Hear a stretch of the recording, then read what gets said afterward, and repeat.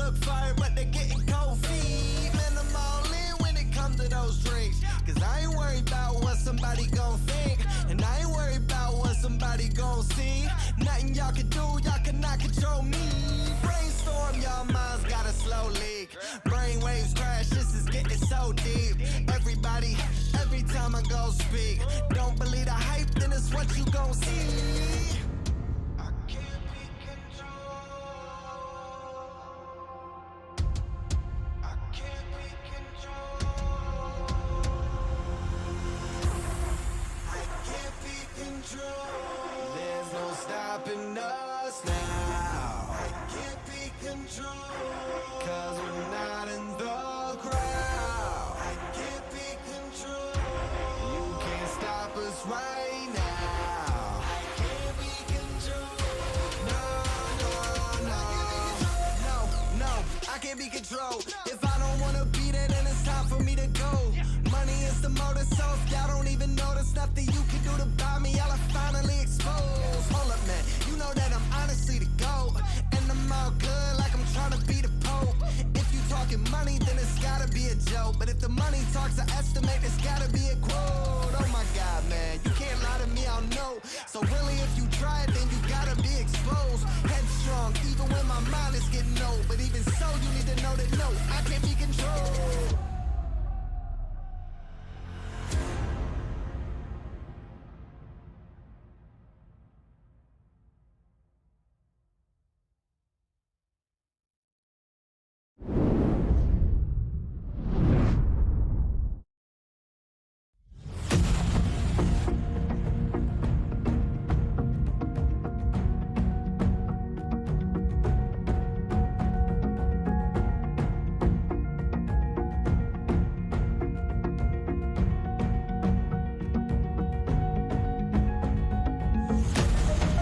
Live tonight from iRacing's virtual Las Vegas Motor Speedway, we say good evening, sim racing fans, and welcome to round 3 of the 2022 Full Throttle Real Sim Racing Cup Series.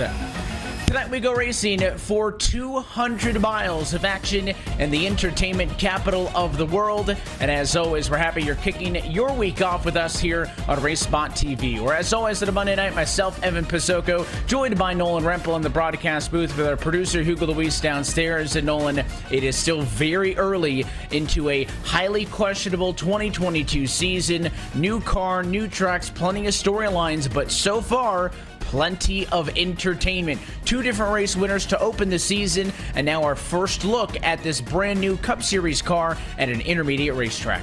And I have to say, from the weeks that I've been seeing over the last week or so, the races that I've been observing, it's going to be a story about how much that line can shift. A lot of people have been saying that the line can change almost lap to lap with this car. And when you get into the run, passing around the inside line is going to be a significant challenge. The little bit of progressive banking to the Las Vegas Motor Speedway are going to have a big hand in saying that. But I have a feeling it's going to be a lot bigger story about how the tires and the air will hold up around that outside lane. We've seen that it is a very competitive car track combo. Learned that last Tuesday night with the eNASCAR Coca-Cola iRacing Series, and expecting to see a lot here tonight as well, as we have a field of 47 attempting to qualify for the Las Vegas 200 right now. Of course, we saw Daniel Eberhardt win the Daytona opener, and just last Monday we saw Brandon Six get his first career win for Keep It Real Esports 2 in Fontana. But there's going to be a lot of racetracks like this one. The Charlottes, the Atlantas of the road, Kansas, and many more. This is going to be, I think, a critical learning lesson to see how these cars race at an intermediate track, because the whole purpose of this new car was to make them more competitive at a racetrack like this. And of course, evidently, the package that NASCAR went with for this season allows for much more off-throttle time and a lot more difficult situations that these drivers are going to be put in when it comes to handling. That is going to be, I think, the primary storyline to watch. There's also the subplot, Nolan, through qualifying now, the fact that there's 47 drivers trying to qualify for 43 positions. So 4 drivers going to be sent home before this even gets underway. And that is, of course, the one thing that is going to be so crucial for a lot of these drivers, is trying to figure out how you can get yourself in the top 43. Focus on getting to the end of the race another time. For now, all you have to do is worry about where you're going to be starting in this race. You mentioned, of course, 47 entries in a 43-car grid. There will be 4 drivers going home at the end of the night. There are your championship standings. Cody Harris leading the way with 68 points, but obviously being only the 3rd official points round of the season, I would say it's not really that fair to honestly compare these drivers against each other just yet.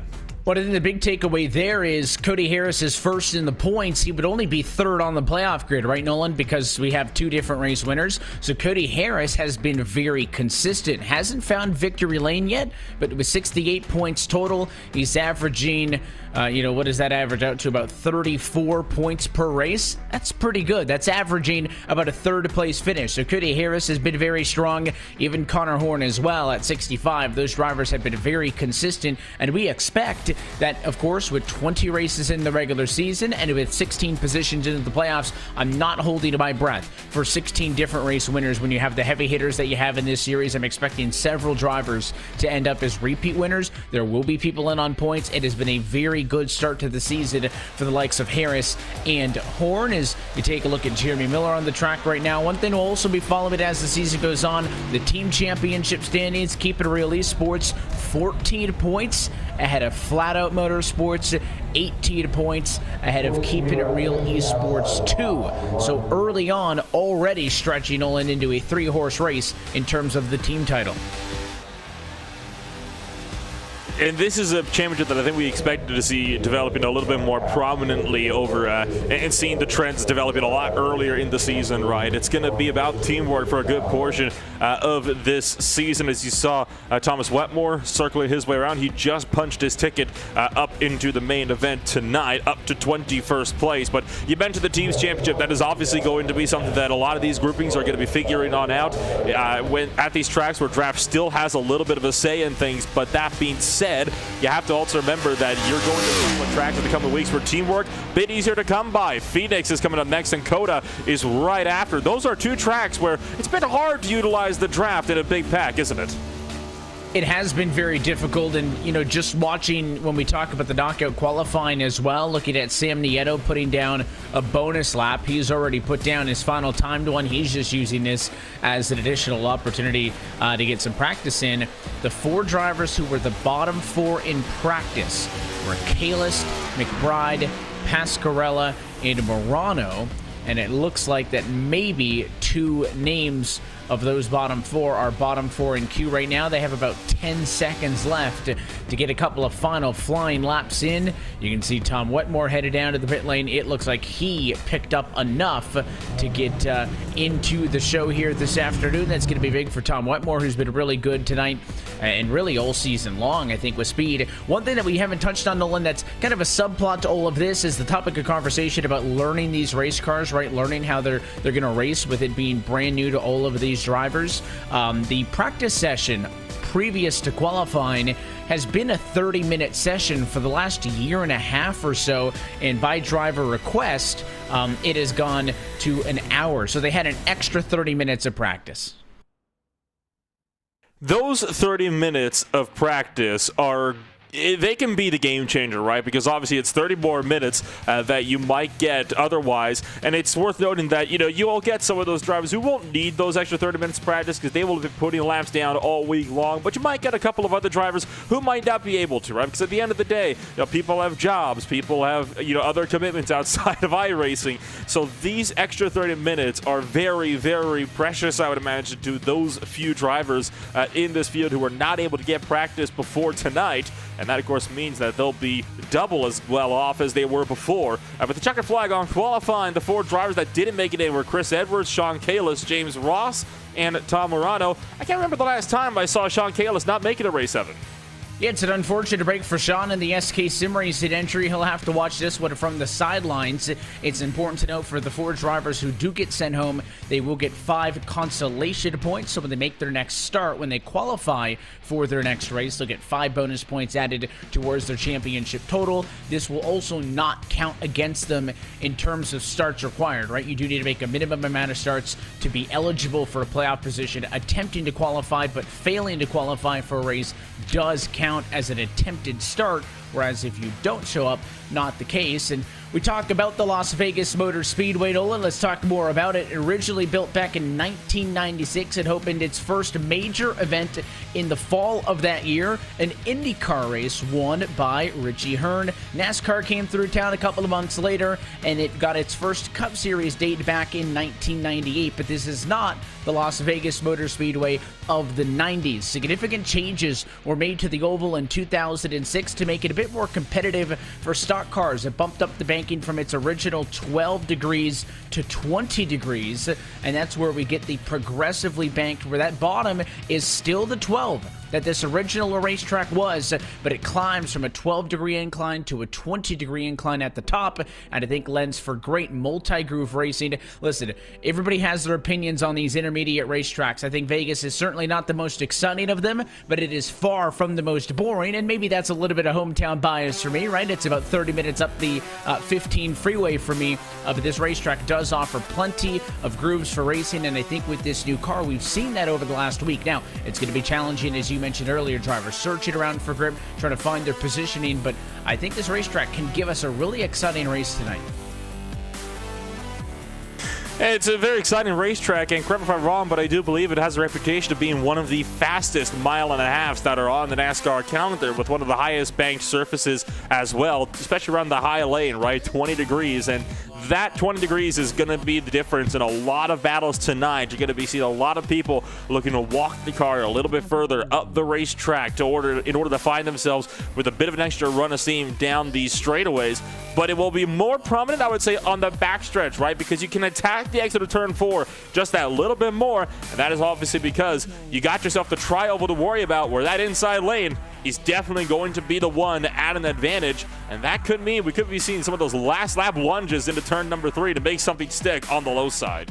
Like we saw this weekend with Kyle Larson trying that late pass at Alex Bowman. You see your race information in the bottom left-hand corner of your screen. Tonight's race, as always, half the length of the NASCAR Cup Series counterpart to us. So 134 laps on deck tonight, or a 2-hour time cap, which should not be a concern. These drivers are given a maximum of 4 additional sets of tires in the pits. So when you count the set they'll start with, they have 5 full sets of Goodyear tires to work with, and if necessary, 3 attempts at an overtime green and white checker restart should be needed at the end of this race. Weather is, as always, automatically generated and dynamic. iRacing takes that data from real-world weather information to change up if we're going to be racing under the sun, in some clouds, and it is also set to yesterday's date in the sim as well. So I can tell you, 65 degrees Fahrenheit, pretty accurate.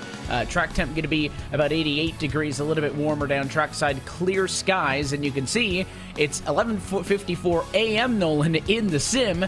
That's mainly because anytime you have a West Coast race, you're going to be starting pretty early on to make up for the East Coast time window with that 3-hour time change. So by the time we drop the green flag, we'll be looking at about 30 past noon in sim time. So it may actually get hotter temperature-wise as the race goes on, because we'll be racing into the afternoon as opposed to racing into the evening like we do when we're at a facility on the East Coast. And honestly, it's these little dynamics about those West Coast tracks that honestly make them so appealing to me personally, right? I mean, you got so many of the tracks that are over out to the East Coast that tend to race a little bit more into the evening. It's very rare that you get to see a race finishing around the same time of day, I guess you could say, or the same sunlight level. I think it's a more accurate way of putting it. With the sky the same color as when it starts, which is why it can be very, very appealing to start these races a little bit earlier in the day. And obviously, that means that as the race goes along, the track will get a little bit hotter as time goes along, because the hottest point of the day has been proven to be about 2-3 o'clock p.m. That is both in sim and, of course, in the real world, right? So could be we get it a little bit more slippery and slidey later on, right when tire wear starts to kick in. And if you were tuning in to some of the NASCAR action in Vegas this weekend, one thing I can promise you, Nolan, is there is no snow on the radar. There are no flurries.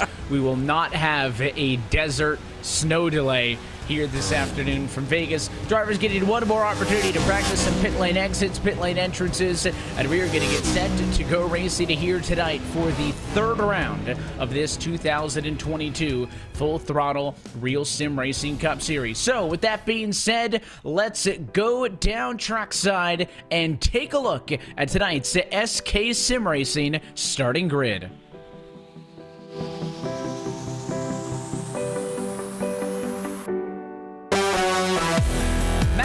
Johnson will bring us to the green flag tonight. His 29.855 bests them all, and he'll be alongside the 94 of Agnew Phillip in second. Daniel Eberhardt and Brandon Six are 2 race winners this season. Looking for more on row number 2. They'll start ahead of Brett McBride and Nicholas Cohan. That'll put Brandon Bowie and Nick Silver on road number 4. Rounding out the top 10 and the top quarter of the field will be Chris Rabel and Kevin King. Joseph Tyson, Thomas George are 11th and 12th. Back on row number 7, you'll find Eric Sanford and Liam Sheen. Sam Nieto and Dane Cruz will double up for row number 8. Cody Harris starts tonight from 17th position. He's alongside XPM Motorsports Whiskey's driver in Jeremy Miller in 18th. Timothy Johnson and Andrew Farina are going to be running out the top half of the field in 19th and 20th. It's Tom Wetmore and Michael Orion, 21st and 22nd. William Schmidt and James Pascarella, 23rd and 24th. Ross Cato starts 25th tonight alongside Nick Ibarra in 26th position. Michael J. Johnson 27th with Connor Horn in 28th. And then Jared Widemaster 29th. Dylan Parker rounds out your top 30. For there it is Sean Casto, David Washington, Shane Parrish, David Cobb, Bradley Burke, and Michael Kuczynski. And to round out the field tonight, Braden Whitaker, Matt Mara, Shane Ewing, and Brian Chambliss are inside of the top 40. Josh Ball, Kyle Kamer in 43rd position. Dominic Howe, your field here this afternoon. Howe was 27 100ths of a second faster than Chris Edwards, who was the first driver. Set at home, Edwards, Kalis, Ross, Morano, all will DNQ for tonight's Las Vegas 200. 134 laps on deck in the desert. Another beautiful full field ready to go. Coming around through 3 and 4 this time by, it'll be a fantastic race. It'll be a fast-paced race. It could be a race where drivers could be fighting the track a little bit more than they're fighting each other over the course of the night.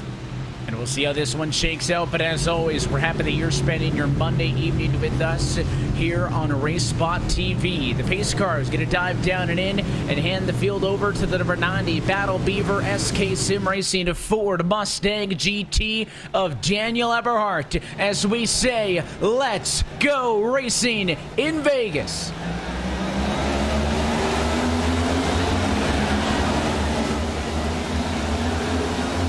Already trouble behind your leaders. One car into the grass. No yellow, though, as it was Chris Rabel. Your leaders are clean through 1 and 2.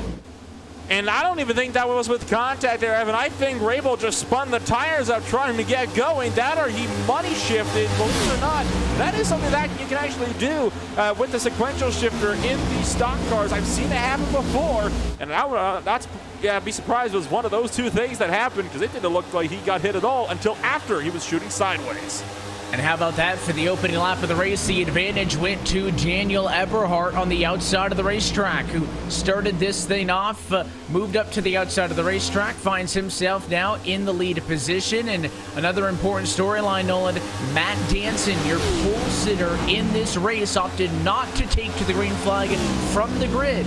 Not sure if it was a miscommunication or intentional, but Danson, who qualified on the pole, right now running in 43rd position after starting from pit lane. There he is, about 3/4 of a lap behind your race leaders. They're going into 1. He is just now coming off at turn 2. And out of turn 2 now is the rest of the pack, thundering down the back straightaway. Daniel Eberhardt is in the race lead. Kevin King and Rhett McBride are tucked in line and battling it out for the 6th position on the racetrack. McBride ripping the high side, and Kevin King fighting the low line in his team Chevrolet, trying to see if he can potentially make something work on the field up in front. And you can see McBride working the outside. We will at some point see drivers on the fence, both in 1 and 2 and in 3 and 4. Now each side of the racetrack a little bit different. The banking's the same, but the bumps is what you're always going to hear about, and we'll table that thought. A caution flag flies as your race leaders just come to the end of lap number 4. Try to find where the chaos is. I see Mike Kuczynski's number 30 car is damaged on the back straightaway, and let's see what happened to him off of turn number 2. A little bit of side-by-side action. Whoa, and nearly up and over for Kuczynski there. Dominic Howe is on the outside of him, and I think he just got a little bit tight and all pushed up and kind of squeezed the 86 into the fence and nearly flipped himself right over. Yeah, that's kind of what it looked like to me. Kuczynski just pushing up, but nothing Howe could realistically do in that situation. And sure enough, Michael Kuczynski has taken the C for the responsibility for that incident. Here's another look at it, and I think that tells you all you need to know. I mean, Howe was already pretty close up to the wall, and that extreme performance machine was really, really lucky not to go up and over. Here's a look from the air, and that tells it even clearer, right? Howe did absolutely nothing wrong there. Just a simple mistake from Michael Kuczynski. It's a shame. It can happen to anybody. It's just a shame that it had to happen so early in the race, but at least it didn't happen further up the field. Yeah, it was for 35th position, and, you know, guys up front, I think, could roll their eyes, but pretty clearly nothing that Mike Kuczynski meant to do there. Josh Ball and Dominic Howe both passing him on the outside, so he took a really shallow entry into the corner, and that thing just started pushing and pushing up the hill, and I think he just lost it a little bit too much and ended up off and into the rail. And unfortunately there for Dominic Howe, he was really the one who gets squeezed out. There's a look at a couple of teammate cars for Noble Racing. Shane Parrish is on pit road in his number 89 machine. He is getting serviced right now, and he will follow the 98 David Washington off of the pit lane. So both of those Noble Racing drivers, David Washington, the lead of these two out of Daytona, Florida, the 89 of Shane Parrish, the driver out of Apollo Beach, both going to come down for very early service in this race. Also, Dominic Howe indicating that his car is heavily damaged, and it sounds like it's going to be nearly terminal. I think he'll be able to continue in this race, but he's indicating right now that his race car damaged enough that it's going to be difficult for him to be competitive. Here's a look at what happened to Chris Rabel off of the jump, and that is such a weird incident, and I honestly have to imagine that he money shifted and accidentally downshifted instead of upshifted. There's no way. Oh, this will be, yeah, it was right down in the first gear. Yep, red on the dash, and you can see gear 1 on the digital dash. You saw those RPMs go right into the red zone. He meant to go second to third. He went second to first. Well, I guess that answers the story. I kind of figured, like, it looked like he was slowing down way too much for that to be any kind of ordinary checkup, right? And the fact that he shot sideways, not being hit from the rear, he was slowing down too much for that to have been tire spins. I was trying to figure out, but yeah, that on board view definitely tells the story. Just money shifted, and you'd think that wouldn't be necessarily possible in cars like these with sequential shifters, but I think it is worth noting that I believe it is possible for you to actually set up an H-pattern shifter, or some of you will have an actual sequential stick shifter on the side of the car, which is what these stock cars have. It is still a stick shift, but it is not in an H-pattern, right? It's just gear up or gear down. Must have pulled it down instead of pushed it up. And, you know, the benefit of the sim is you can have any kind of gear shifted that you want. So if you're going with the paddles, it's going to be pretty difficult to money shift because you'd have to hit the wrong paddle. But certainly, you know, a lot of people with this just changing this year still have H-pattern shifters on their setup. That is, I think, the easiest way to money shift is instead of going up into the middle of the two. Yeah, I think he might have panicked a little bit, Nolan, with the checkup in front of him, tried to slap it into gear and just maybe went straight up. And fortunate for him, he didn't blow the car up, I don't think, but it was a tough break because he runs now in 43rd position. The pace car going to be off and in, though. Your race leader, the Bernani Daniel Everhart, chooses the outside for the race start. Barney's got the green flag ready, and we are back underway.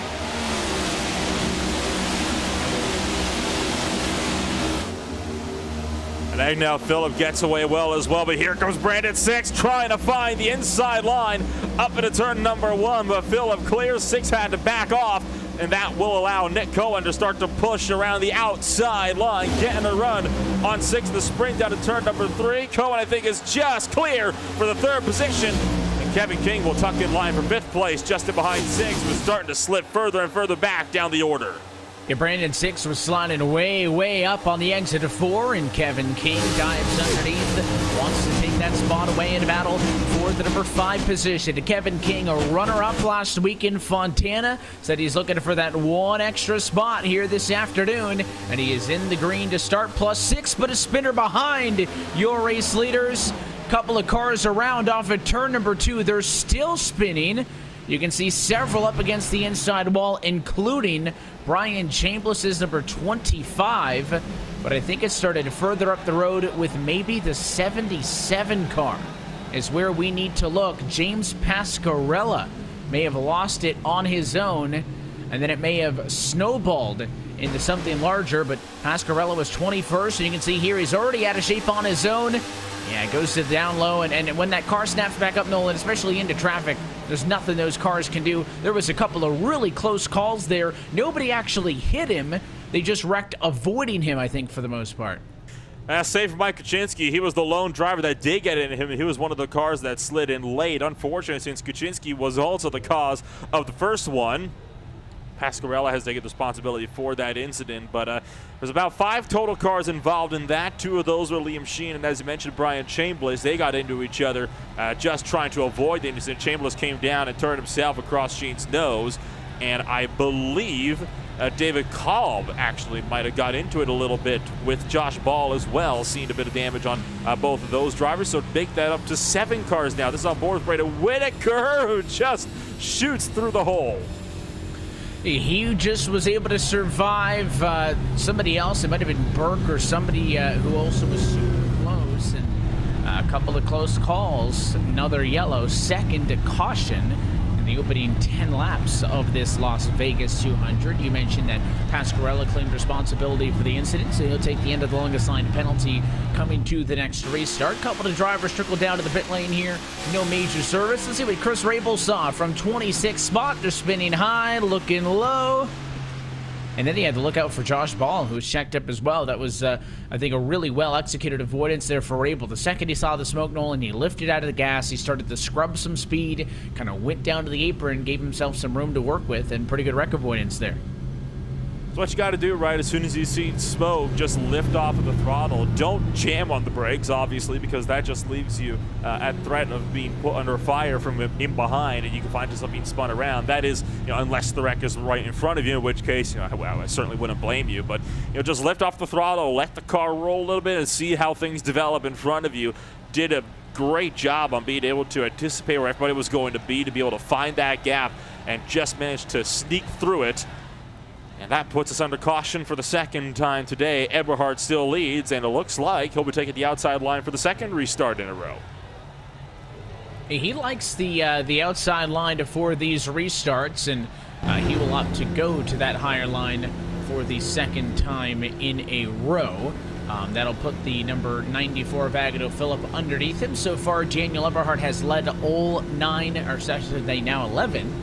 Was 9 laps prior to the yellow, but all 11 laps of green flag racing here. So he's been in control from the get-go, obviously securing a bonus point. Daniel Eberhard, who's so many times, Nolan, and listen, I know we are a long way away from contesting this Full Throttle Cup in 2022, but I mean, Daniel Eberhard has struggled to this man that you ride on board with, Andrew Freenosh, the 4 times consecutive champion of the Full Throttle RealSimRacing Cup Series, and Eberhard arguably off to one of his best season starts we've ever seen. Looking to be a serious threat for Freenosh's championship, and this is where you want to see, these other drivers starting to rise up and, really take the challenge of the drivers that have been so dominant over the course of the season, right, is going to be early in the season with a brand new car, right? This is what I love about whenever series go to do cars like this. It can really shake up a series, and I tell you what, shake up this series, it certainly has. And let's see how they execute on this one. To pace the car off it in, the 90 car once again getting control for the outside line with Kevin King in tow. Green flag back in the air. It's a good jump for the Donda machine. He'll be clear in the runoff to turn number 1. Agnew Phillips still strong for second, and Cohan going to find an advantage as Kevin King stuck on the outside. Double file still through 1 and 2. Kevin King going to tuck in line behind Nick Cohen. He'll, I think, get in there for 4th place with Brandon 6 in 5th, just in behind. 6 has got a lift, though. Almost ran over Kevin King and his team Chevrolet, and that just destroyed 6's run out of turn number 4. He had to get way out of the throttle, and I think he kind of lifted early, responding to not get in to the number 21 Nick Cohen in front of him, and it just checked everybody up. And Brandon Six able to at least maintain his position this time. You could see for a moment there the highest car up in line on the 1 and 2 side of the racetrack was Andrew Freenosh. He's again a little bit higher up now this time through. Look at all the side-by-side, middle of the road. That's the 2 of Sam Nieto, the 13 of Jeremy Miller up high, the 15 of McBride's a little bit slow. All of this for P9 on back. And the 6 car of Thomas George trying to find an advantage courtesy of the low line. A complete hornet's nest of cars from about the 10th place on back. You can see Dane Cruz trying to find the inside of Thomas George's Series XM Mustang, but no dice so far. Xavier the Red Bull machine charging through the inside on Rhett McBride, and Jeremy Miller starting to push up as well in the number 13 Chevrolet Camaro ZL1. And it looks like it was almost a high-speed pace. Like a couple of drivers getting close and almost making contact right in behind. Cody Harris gonna hang up high, and he'll be trying to follow suit with Rhett McBride, but as McBride watches up, Harris might try to find a hole up the middle. And this is the other concern, again, with this package, and mainly with the draft on this current package, is that you're going to get packs like this, right? But it's a very different pack than what we saw last year with the high downforce, low horsepower. That package was, drivers stuck together in groups because they were flat-footed. The difference is not only are they closer because of the track zone, but the cars are unstable on their own, and that's what makes, groups of tracks like this that much more treacherous. Both incidents so far have started from one car getting out of control on their own. When you got a bunch of them too wide, 5-6 rows deep like you got in the midfield, you do not have any error, margin is up front at least. Drivers find a little bit of real estate. You're on board with Timothy Johnson, who's going to bail on the outside line and tuck down low as he rides in the midfield, P16.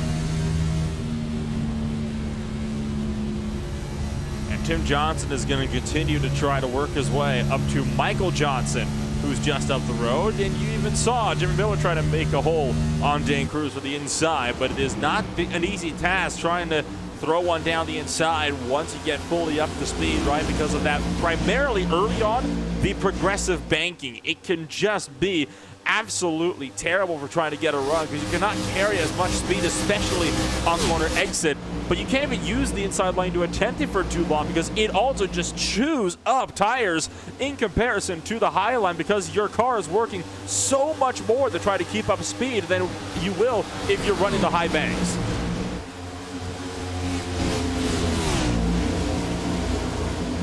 And it's actually good, I think, to see these race leaders be able to pull away. And, one big thing that we always mention, Olin, is that this is a fixed setup series, right? So everybody's on the same setup. And not only that, but the setups that are always used are the iRacing default setups. What we saw in the Coke race was people stuck together much longer, right? But those are custom, trimmed out setups by the teams. Not everybody's always a fan of the iRacing default fixed setup, and I think it's more of a challenge for drivers to deal with individually, and that's why we're able to see a bit more separation earlier in this race than what we saw last Tuesday night. Is look at Wetmore. He's got a bit of a run and will swing down to the inside of Jeremy Miller. Miller found himself in quite some trouble last week, involved in 2 incidents. He sits on 5 penalty points coming into tonight. If he gets one more, he's done for a race, and got a little bit loose that time at a 2, just as I said that. Talk about just a major blow to Jeremy Miller. Getting so many penalty points in such a short order is not a normal thing to happen. Of course, so you hate to see it happen, and he'll have to be very, very careful the more this race and this season develops to make sure he doesn't accumulate those too rapidly. So I imagine a championship like this, where everything is so tightly packed together, it can only take one race of absence, and it is going to be a world of hurt trying to push yourself back up into championship contention as Wetmore tucks in line with Cruz. Cruz not too happy with him. Going to try to force the door open on the inside line. That's not going to happen. And here comes Tim Johnston now charging for the outside lane out of 4. He's going to make his way to the outside line. What can he do as they send off into turns number 1 and 2? Johnson up on the outside. Cruz also going to go to the high line, and now you're seeing all those lanes there. As up front, the battle for the race lead is on. Daniel Eberhardt has still led every single lap, but Agnell Phillip does not want that to go on any longer. He's got a nose in front, but he'll wash wide off the turn, and Eberhardt using the outside to stay ahead. Now Kevin King will follow the 90 high. Meanwhile, the 80 of Andrew Freenosh Nolan the second biggest mover in the field, plus 16 spots. He's driven his way to 4th and is in this battle as well. And King has now cleared for second place from the outside. Agnell Philbin already trying to mount a charge for the race lead. Outside line goes Kevin King, and all of a sudden you got yourself a couple of different race leaders in a couple of different laps. King still neck and neck with Daniel Eberhard down the front straightaway, but it is King to lead that time by. And there is defending champion Andrew Freenage, who wants to get in on the party. 3 wide for the race lead down through 1 and 2, but King still clears around the high lane. And the big loser in all of this, surprisingly enough, is Eberhard. He'll drop to 3rd at least. And Andrew Freenage ends up P2 somehow. Agnell Phillip, who seemed poised to go to the race lead, ends up not only taking the lead, but dropping all the way down to what right now is a battle for 4th and 5th. So he not only gained position, but he lost. It was a net loss for the 94 of Agnell Phillip, and now Kevin King gets his name on the board as a lap-led leader in this race, and Agnell Phillip just can't do anything on the bottom. Nick Cohen's going to pass him. The 66 of Brandon Six is also going to go around him, and Agnell Phillip struggling on the inside line, and there is no relief in sight because look at all of that side-by-side racing behind, about 4 rows of it that stem through the back half of the top 10. It's all starting to kick off up near the front of this thing. Freenage, you can see trying to look around a little bit. I think trying to find a hole or maybe a gap in Kevin King's armor here, trying to see if he can maybe find a way to push through, and King is going to have to be all on it here. And Freenage has found his hole. Looks like he's going to try for the outside lane and carry the momentum out of turn number 4. Problem is, you can't really migrate from the low line to the high line and expect results. You have to enter high and then stick with it all the way to the corner, making sure that you don't alter that lane too much in of itself if you want to get yourself in a true run down one of these straightaways. That's what I was talking about earlier on, Evan, when I mentioned about how these cars are very line sensitive as well. It's not like the Gen 6 car where you can really alter your line too much through the mid corner. These cars, they really love it when you find a lane and commit to it. Yeah, it's hard to kind of sidestep down mid-corner to unwind and try to go to the outside of mid-corner. They are on the edge, and the drivers up front are very clearly the drivers who are at best at walking that line, and you really can't adjust once you commit, but you can't deny this is great stuff to watch. I mean, you saw Nick Cohen there go to the outside. He holds the top now. You can see the field in the bottom right using every single inch of this 12 to 20 degree banked corners here in Vegas. Nobody really all the way up to the outside in 3 and 4. One driver was way up there towards the rear. It might have been Bradley Burke, but certainly 1 and 2 they're on the wall. And I'll tell you what, Andrew Freenage wants a little bit more, but got a tad loose that time as he was essentially bump drafted to Kevin King down the front stretch. I think he's trying to look under the 31, but for the moment it is the Boosted Club Chevrolet for the team leading the way here in Vegas at lap 30. And all of this battling is very much reeled in the pack just in behind. We talked about how easy it is for these guys to stay close to each other, and all this battling obviously makes these cars that much more unstable. And you can now see the hornet's nest starting to form behind your race leaders as they fan out down the front straightaway. But as I say that, they go 2-3 wide at turn number 1, allowing a top 4 breakaway now in the field. Look at Jeremy Miller up on the high side, just about gets into the wall out of 2. He'll clear though around Sam Nieto, who has no drafting help on the bottom right now. Yeah, Sam Nieto's on his own, and even if he had a bit of a push, I think the 13 is just going to be better here off of the corner. Watch Jeremy Miller. He gets the speed through. The 2 holds pretty even. We used to see a lot of cars, Nolan, to go to that apron. Oh, as they touch going into turn number 1. Nieto and Miller door slam as the 2 came up and got the 13. They drive on, but that was almost catastrophic. And the point that I was going to make, Nolan, is that apron here at Vegas. A lot of people used to use that in the Gen 6 to try to cut the corner, especially off restarts. I haven't seen much, if any, of that towards the front of the field here tonight. I wonder if these cars are just too on the edge and can't really take that weird transition from slight bank to flat to slight bank, because it really can upset the balance. Yeah, that's very much the case. I mean, those transitions is what can really send a car around. In fact, we've already seen this a couple of times about how much more drivers seem to favor staying on the actual tri-oval nowadays as opposed to going down onto the apron like they used to time and time again in the past. The only time you'll really see drivers going down there anymore at this point in time, Evan, is when they're actually trying to complete a pass or when they're trying to make a last-ditch effort on trying to go for a potential race win coming to the checkered flag. You don't see people going down there too often, and that's not exclusive to Las Vegas, right? That is the same at all mile and a halves. Chicagoland, Kansas, Kentucky, you name it, it's the same story in these Gen 7 cars. It indeed is, and again, this is just the first chapter of many intermediate races like this over the course of the year. I think it's going to be really fun when we get later this year, and we're talking about, racing in the playoffs at Homestead, back here at Vegas again in October, Nolan, to see are the guys who are fast tonight still fast in 7 months' time?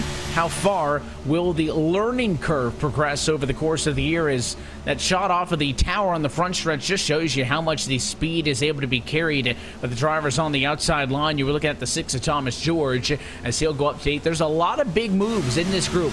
George +4, Nieto +6, Wetmore, Lariah +11, Michael Johnson behind +15 positions. A lot of drivers making moves here early, doing their very best to advance their position. And speaking about Johnson and Lariah, side by side they go for 12 and 11, but the outside line prevails. George clearing, and now Wetmore ahead of the 2.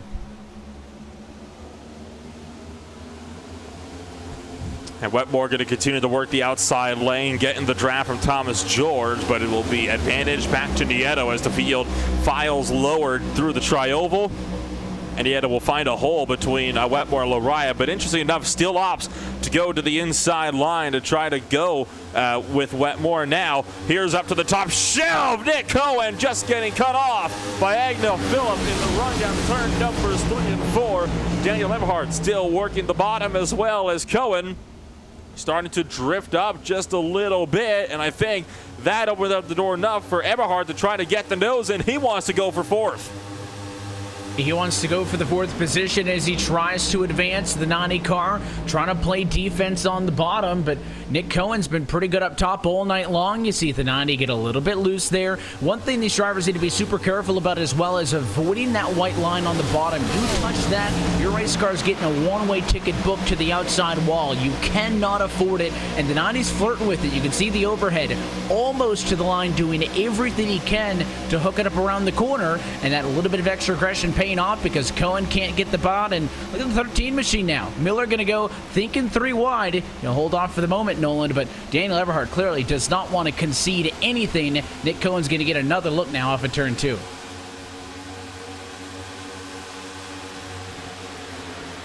Cohen clears off of turn 2, and it looks like Jeremy Miller will clear through 3 and 4. If he could just hang on to the momentum on the outside line, he will. Daniel Eberhardt can't do anything as long as he's side by side with Brandon Six. It was a good effort for Eberhardt, but one that has cost him dearly. He has now slipped out of the top 5, and he is at threat at this point of slipping all the way back to the just into the rear clutches of the top 10. 6th place, Brandon Six just got by him. George is going to go through as well. Eberhardt forces a hole between himself and Tom Wetmore, but Wetmore going to be looking for the high lane now, right as Eberhardt gets settled in for 8th.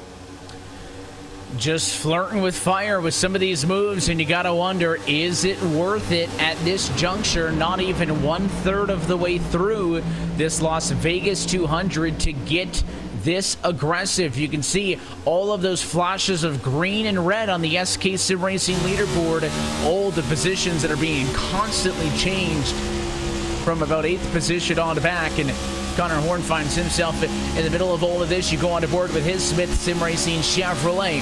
One thing we haven't talked about yet, Nolan, pit strategy. We talked how on some of the yellows earlier, some drivers towards the rear came in to top off to get some damage repaired, but a majority of the field has not pitted. Your top 23 have yet to come down pit road. In about 5 laps or so, we'll be 1/3 distance. At that point, the bank is open for a first of what would be 2 green flag pit stops on the night, should this race play out that way. And And now you can see Liam Sheen, the 92 Team Ford Mustang, just got caught by the leaders and is now slipping through. Connor Horn is going to just make it 3 wide with San Vieto to get through. And Liam Sheen was, of course, collected very early on in the second incident on the day with Brian Chambliss after James Pasquarella went around. You can see all the damage on the number 92 car really hampering that machine. That is the other point that we haven't really talked so much about these cars, but they really, they can take a beating, yes, but they're not going to hold up to the original pace on the course, showing that is very evident with Liam Sheen as the top 4 now starting to break away from the rest of the pack, which is still side by side right behind them.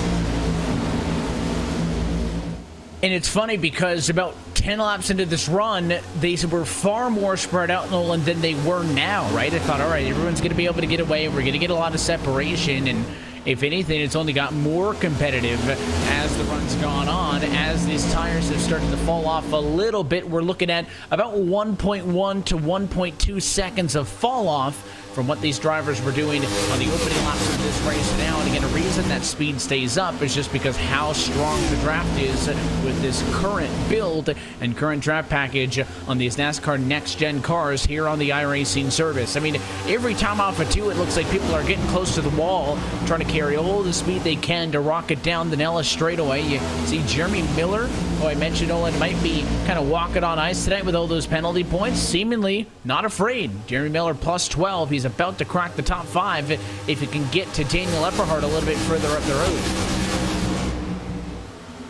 That's what he needs to do, just tick him off one position at a time, right? You're not going to get it all in one go. It is a marathon, not a sprint, as you still see the field banded down 2 and almost 3 wide and behind them. Looking back to Connor Horn side by side with Michael Laraya. Make that now Thomas George as Laraya pushes up a bit higher than I think you expected to in 3 and 4, trying to run the quote-unquote Larson line. Dylan Parker as well as San Vieto also in the mix of this. And up above, you can see everybody starting to break away right where the side-by-side action stops, right? So I think this is the very common denominator about how everybody was staying so close. It was all of the side-by-side action. As soon as they single file out, they start to break apart again. Yeah, it's almost a constant push and pull effect. You can spread out for a few laps, but all that's going to do is make the pull that much stronger when everybody drafts back up together. And you can see that group of 5, a little bit of a gap back to Jeremy Miller in P6 on back. That secondary group, if you want to call it, not breaking up at all. You can see all of the side-by-side there. Dylan Parker's up high. Dane Cruz is up there. A couple of drivers we haven't talked too much about. Cody Harris, Michael Johnson, Nick Silver, Jaron Winemaster now all in the conversation as well. I mean, you're looking at the top 19 cars within 2.8 seconds of each other. Once you get to 20 off the back, Nolan, there is a legitimate gap. Brandon Bowie in 20th is 5 seconds off of the race leader, but you've got essentially a 19-car lead draft that all of these people are chasing to get to the race leader from. And a few guys like Jeremy Miller have been trying to just slowly pick their way through one car at a time, but for others it is just stalling out and they're not even able to make up as much lost time as they might have lied. But look at Daniel Eberhardt. He's trying to work his way back up to the race lead, which he lost good 20 plus laps ago at this point in time. He got around Agnell Phillip for 4th, and he's now looking to go around the outside line of Nick Cohen in his number 21 Toyota Camry, which he'll do. And how about Agnell Phillip looking to follow Eberhardt through? So it looks like Agnell Phillip is taking a page or 2 out of Eberhardt's playbook, trying to see if maybe he can ride Eberhardt's momentum up to the front of the pack. And one thing that you haven't missed through all of this is the lead. Kevin King is still in control. Daniel Eberhardt led the first 23 laps of this race. Kevin King has now led the last 27 laps consecutive, so they are still the only 2 drivers who have led a lap tonight. And of course, King now surpassing Eberhardt in terms of the most laps led. That's a battle for an additional bonus point as we get later on into this one. But I mean, Freenosh is right there. Eberhardt's still there. Still can't believe that somehow Agnell Phillip didn't get an opportunity to lead a lap anywhere and all of that. He's 4th as well. And I don't really know if Daniel's comprised with sitting in 3rd. He's peeking to the outside of Freenosh. Not going to commit quite yet, but, you know, Cohen's there as well. Brandon 6 up to P6. He just passed Jeremy Miller for that position. So There's a lot of drivers here itching to get to the front of the field, Nolan. Thinking of a two-stop strategy, though, I would have assumed people would have been down pit road by now. 52 laps complete, 82 to go this time by. Is there any way they can go in one stop, a 134-lap race? They'd have to get to about 67 laps to be able to do so. It seems like a stretch, but maybe the yellow flags helped out the race leaders. That's what I'm kind of thinking at the moment, right, is the fact that they have been able to save a little bit of fuel under the caution period. First on back, all the way to 22nd place, have not made a single stop. Then you start to get into drivers that were collected in wrecks earlier on in this race. They were taking advantage of the yellow flags earlier on to get some free pit stops in. Matt Dance was the first of those. He came down on lap number 10, but has been out ever since. So far, it seems like that's going to be the strategy to try to see if they can potentially stretch it up to halfway. There you see Matt Dance, the first driver that pitted earlier on in this race, and I believe not quite heading up. Actually, I think he is heading up the second train in the field at the moment. So there is your fight for the second pack deeper in the field, for the mid pack on backwards from 23rd. And we're going to see how these strategies will be able to play out, but I think that is going to be the call for a lot of people in this field. See how long they can push it, see if they can make it to halfway at the very least. Just an update as well. We talked about the 43 drivers who started this race. They are all still on the racetrack. Mike Kaczynski is currently on the pit lane, but he has not retired his race car. And then Liam Sheen somehow ended up 3 laps down in this race, Nolan. He is on track as well, but other than that, they're all still here. No DNFs yet, and 41 cars on the lead lap as we close in on halfway home in this Las Vegas 200. You can see, I think now I'm recognizing a bit of the patience there in these top 3. I think Eberhardt could make a move if he wanted to. The 94 could make a move if he wanted to. I think they're kind of waiting on what Friedrich is going to do. And Andrew Friedrich is so well known, Nolan, for doing this stuff in the long run and being patient, right? But since Kevin King first made his part-time schedule appearance last year in the Full Throttle RealSimRacing Cup Series, he got his success and his wins on long runs. I mean, this is his bread and butter, and that's what Friedrich has been known historically for. So it's kind of interesting to see what those two can do, as Agno Phillip just drove it into the outside wall in turn number 1. So a couple of drivers starting to see how far they can push the limits, and I think Agno Phillip just found the limit in his number 94 A51 Pro Chevrolet. This is not good news for Agno Phillip, but looks like the little bit of front right damage that is on the 94 car is not hindering him too much, although we'll see if Brandon Six manages to break past, and we'll see how much the damage is really starting to impact him. There's a bit of a hit to the rear end of Phillip as well.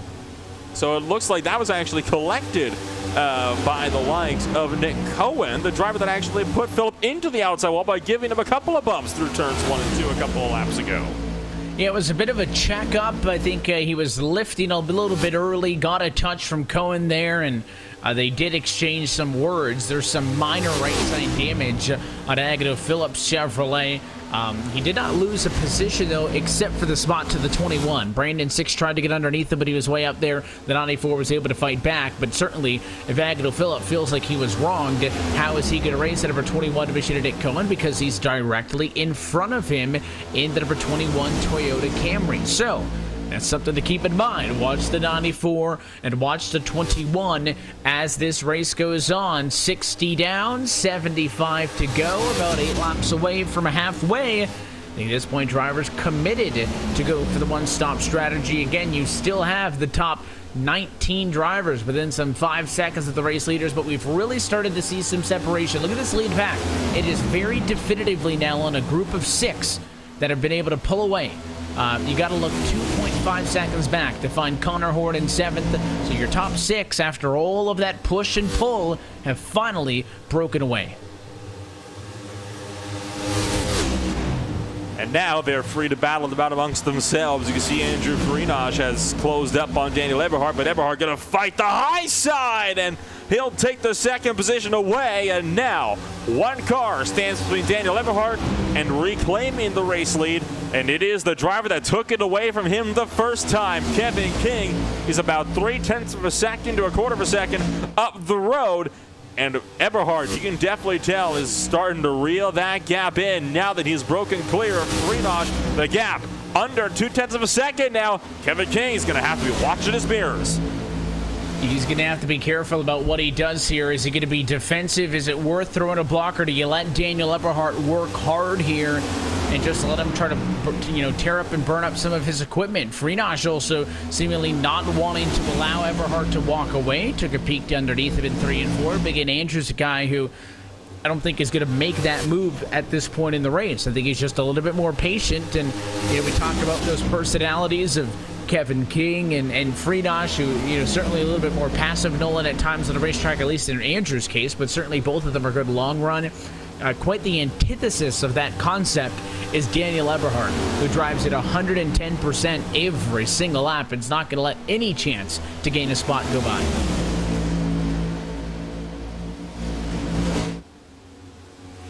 I wouldn't imagine he would be wanting to let any chance for another spot slip by, right? I mean, that's one of the things you do when you're a racing driver. You take every opportunity that you're given, especially if you know how difficult it is to try to actually overtake at a track like this one. And so far, Daniel Eberhard has taken just about every opportunity that he believes has come his way. Even Brandon Six starting to notice in this field here, starting to back off a little bit for the main pack. And I have to wonder if maybe Brandon Six just not as quick as the other guys. I have to imagine maybe it is only that is keeping Brandon Six at bay. Green flag pit stops have just started up. Nieto and Wetmore both just came to pit road. And Six clutching, coasting now through 1 and 2. So they're clearly in the window with still 69 laps to go, so they feel like that's plenty enough. And I'll be honest, didn't expect these many drivers to go for the one-stop strategy, but I think the yellows early helped out. And look out, Kevin King, who needs to slow down on the racing surface, Nolan, just about got his door ripped off by Daniel Eberhard and Andrew Freenosh, who passed him on the outside. But Kevin King has come down to the pit road. He's obviously going to go for 4 tires and a fuel, and we'll see, does being one of the first drivers down pit road benefit him? We talked about Wetmore, Nieto also in. Just remember those 3 names. They're first major players to kick things off. See where they blend out later. Eberhard will now bow out at lap number 66. He heads to pit road, and that'll make Andrew Freenosh the 3rd different driver to lead a lap here this afternoon in Vegas as Freenosh assumes the number 1 spot. Daniel Eberhard was really locking it up on the brakes to make sure that he did not overshoot the speed limit start line. Philip has just made the call that he is pitting in this time by Andrew Freenosh. Not going to be going with him. He'll be staying out on course. So will Six, Cohen. So Agno Phillip in your top group is the only driver this lap around to come on in. So this is what I find a bit interesting here, Evan, is the fact that usually at mile and a half like this, it takes one driver to come on down, and that creates like a mass exodus, right? It's not been like that today, has it? It's more like a couple of cars here, a couple of cars there, but everybody's kind of coming in on their own time. Yeah, it's not a mass, exodus to the pit lane. It's 3 cars here, 4 cars there, 5 cars there, and here's the group up front. Freenosh is in, Cohen's in. You're looking at your leaders on the left-hand side of your screen. That'll give Brandon Six an opportunity to lead a lap. So more drivers getting some bonus points through this cycle. And, again, what you're looking for is the net leader through all of this, right? Who's going to cycle all the way to the front? And that's still TBD, as you see. Now a tricky spot, Nolan. Fast cars passing slower lead lap cars. 3 wide situations. Very, very dicey moments here. And one of the trickiest things about a green flag cycle is when you got closing rates like that, is hoping that everybody can communicate effectively to not run over each other. Absolutely. We've already seen a couple of close calls today, especially with some drivers that are still on the bottom side because they're trying to get up to speed, right? They'll have people up top that are still trying to take up ground around the outside lane, while simultaneously you'll have drivers still trying to pit it as well. So it's hazardous in the back straightaway, but I would say it's even more hazardous in 3 and 4 because you still have a good number of drivers that have yet to make stops over the course of this race. As Brandon Bowie just about got taken out by Daniel Eberhard on the racetrack. You saw that on the bottom right of your screens, as on the main portion, there is Brandon, sorry, not quite, actually, I think that is Brandon 6, working his way around the bottom of 1 and 2 now. It is Brandon 6 is cycling his way back out onto the racetrack, and there's about a dozen cars who have yet to take a trip down, one of which, Matt Danson, the newly renumbered number 38 Chevrolet. Couldn't get his number 30 this year, changed over from the 42 to the 38 in between weeks, but look at the 3 wide behind him. Tom Wetmore's got fresh rubber and is going to drive his way through here to try to get back and around, and Agnew Phillip also going to try to do the same, but a little bit blocked in because Nick Cohen beat him to it down low. And again, it's a weird night for Matt Danson, and he was complaining quite a bit during practice. I don't know how to control these cars. He was mid-pack in practice, qualified on pole, missed the grid, and he was getting a bonus point for leading laps now, but ever since he opted, or for whatever reason, missed the grid in this race, hasn't been able to get too far up and into the conversation. Yeah, hasn't been able to get too far up into the conversation, but the night is still, well, it's not quite young. I would say it's in its adolescence, though. It is going to be entered its dying stages here at about 30 laps or so. So if he wants to get into the conversation, he doesn't have a whole lot of time left to really start doing that, or he's going to have to be content with where he is sitting. But it is a difficult car to control, right? And I imagine that he is not the only driver that is feeling some frustrations over how these cars drive. And he's not the only one, right? I mean, you talk about there's going to be several other drivers in this league and in other leagues as well that are also struggling with the exact same things, right? It's a driver's car. It is very, very difficult to drive. And some people may not have preferred that, but for others, it's almost a dream come true for them. And I feel like for more, I would say it's the latter than it is the former. And you can see that 52 cleaning it out of the pit lane. I'm also expecting, Nolan, as updates come through for these pit stop times to come down right about 15 seconds in the box or so. Pretty standard for a 4-tire pit stop. I'm expecting that to reduce significantly as iRacing continues to update some of the physics associated with these cars. And I wonder if that's going to change some pit strategy as we get later into the year. Danson just now over the radio says that he'll be coming down to the pit lane. David Cobb is in this time. You're only waiting then on Kamer and Cato, and it sounds like they may also be coming down to the pit lane shortly, as Danson had to tiptoe around James Pasquarella there. And the 38 a little bit hot to pit road, locks it up, but I think he did slow it down in time to pit road speed of 50 miles an hour. Kyle Kamer does follow him onto the pit lane. Ross Cato, the only one left, is also down pit road. So through all of this, Daniel Eberhardt, I believe, will cycle through to become your new race leader. And not much of a shock because he was out in front to begin with, Nolan. But look at the gap he's got to some company. Kevin King in second, Agnew Phillip in third. But the other drivers, the likes of Cohen, Freenosh, Wetmore, Lariah, Horn, pretty significantly far off. And Eberhardt, the cleanest of the executed. He was the fastest in the stall of the drivers in the top 10 with a 15.2. He also spent only 39.8 seconds on pit road. He was one of only 2 drivers in the field to do a sub-40 trip down to the pit lane in that cycle. Shane Ewing into the infield grass on the front straightaway. You saw a little bit of a dust cloud get kicked up as the 32 car had to scramble through the infield. So a couple of drivers starting to struggle a little bit on corner exit. There you see Agnew Phillip dicing through. That's the battle for third place. One car sideways back straightaway. That was Josh Ball having a close moment of his own. And the funny thing is, these cars are more of a handful, Nolan, on fresh, cold tires than they are on worn tires. We always mentioned historically, you know, cold tires, you got to be careful. There's a second look at Shane Ewing stripped through the grass. That wasn't old tires.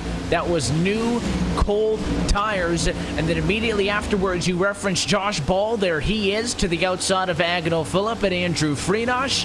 He takes the outside line through. He's got to kind of check up there to avoid Ewing. Door slams Nick Cohen. So a bit of damage on one of your leading cars, as Nick Cohen might get a little bit of damage from that. But these cars are extremely, extremely sensitive early in a run when the tires are cold. That's why it's not at all surprising that the 2 quick yellows we saw, Nolan, were in the opening 10 laps, and that the most scares we've seen since then within 10 laps of a pit stop. Cold tires, something to be afraid of.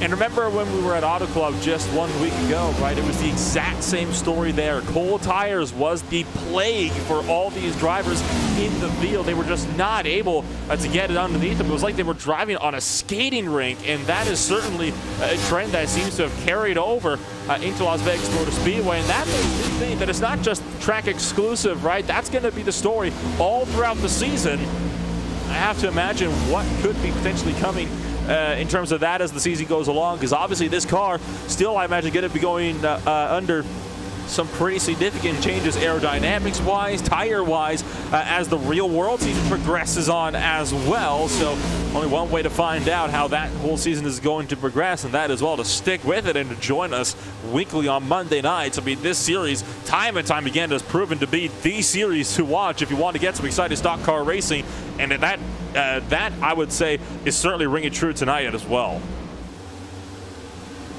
And since we have, for the moment, survived through a cycle of green flag pit stops, let's pause and take a look top to bottom at our SK Sim Racing leaderboard and look at our midway race break. So as it shakes out, Daniel Epperhart is leading this race to the tune of 0.4 of a second over Kevin King in second.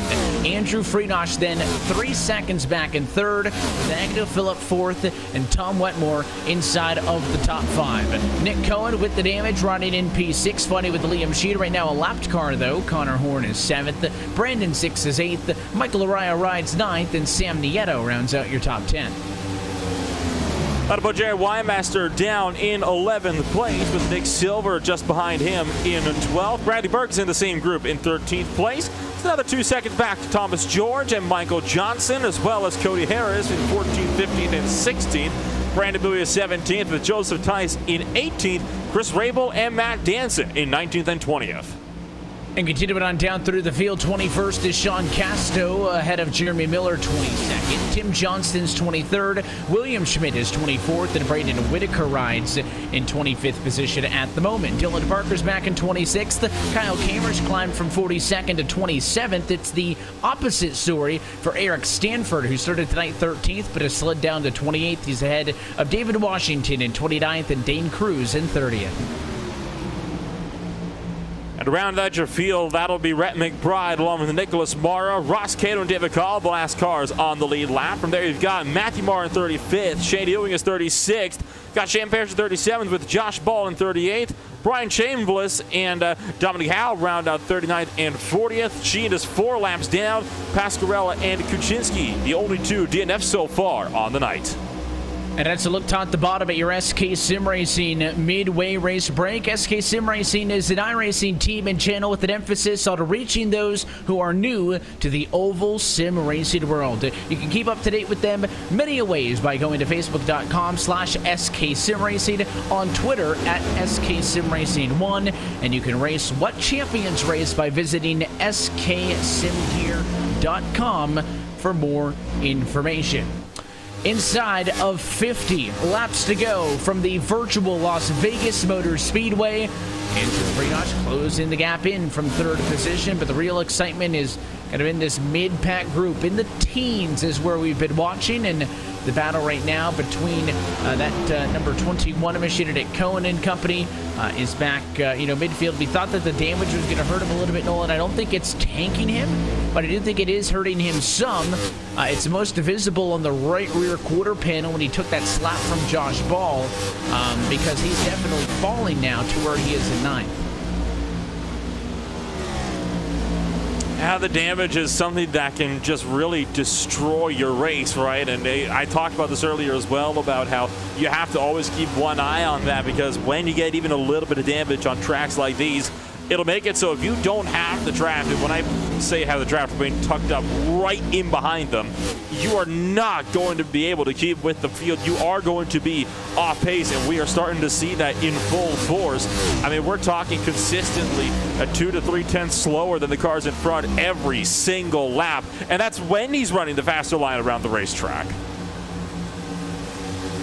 And I'm just watching now, like, who's going to have the late run speed, or is this it? I mean, Tom Wetmore under the inside of Agnew Phillip. We talk about hot starts, and we referenced off at the top all the success that we've seen early in this year for Cody Harris and Connor Horn to be so good without a race win. But Agnew Phillip was seemingly in control of this season, and he qualified on pole for the Daytona 250 in front row lockout qualifying. He won the Coliseum Clash in Los Angeles and has been good, has been a top 10 car. But I mean, we've referenced over the last several seasons kind of the progression from Agnew Phillip, right? How quickly he has learned. And I mean, Tom Wetmore here in a making his starts here with the Full Throttle RealSimRacing Cup Series. You talk about somebody else who has really picked up the pace, and I'll tell you what, Tom Wetmore right now making a green flag pass on Agnew Phillip late in the race, I think goes to show as well that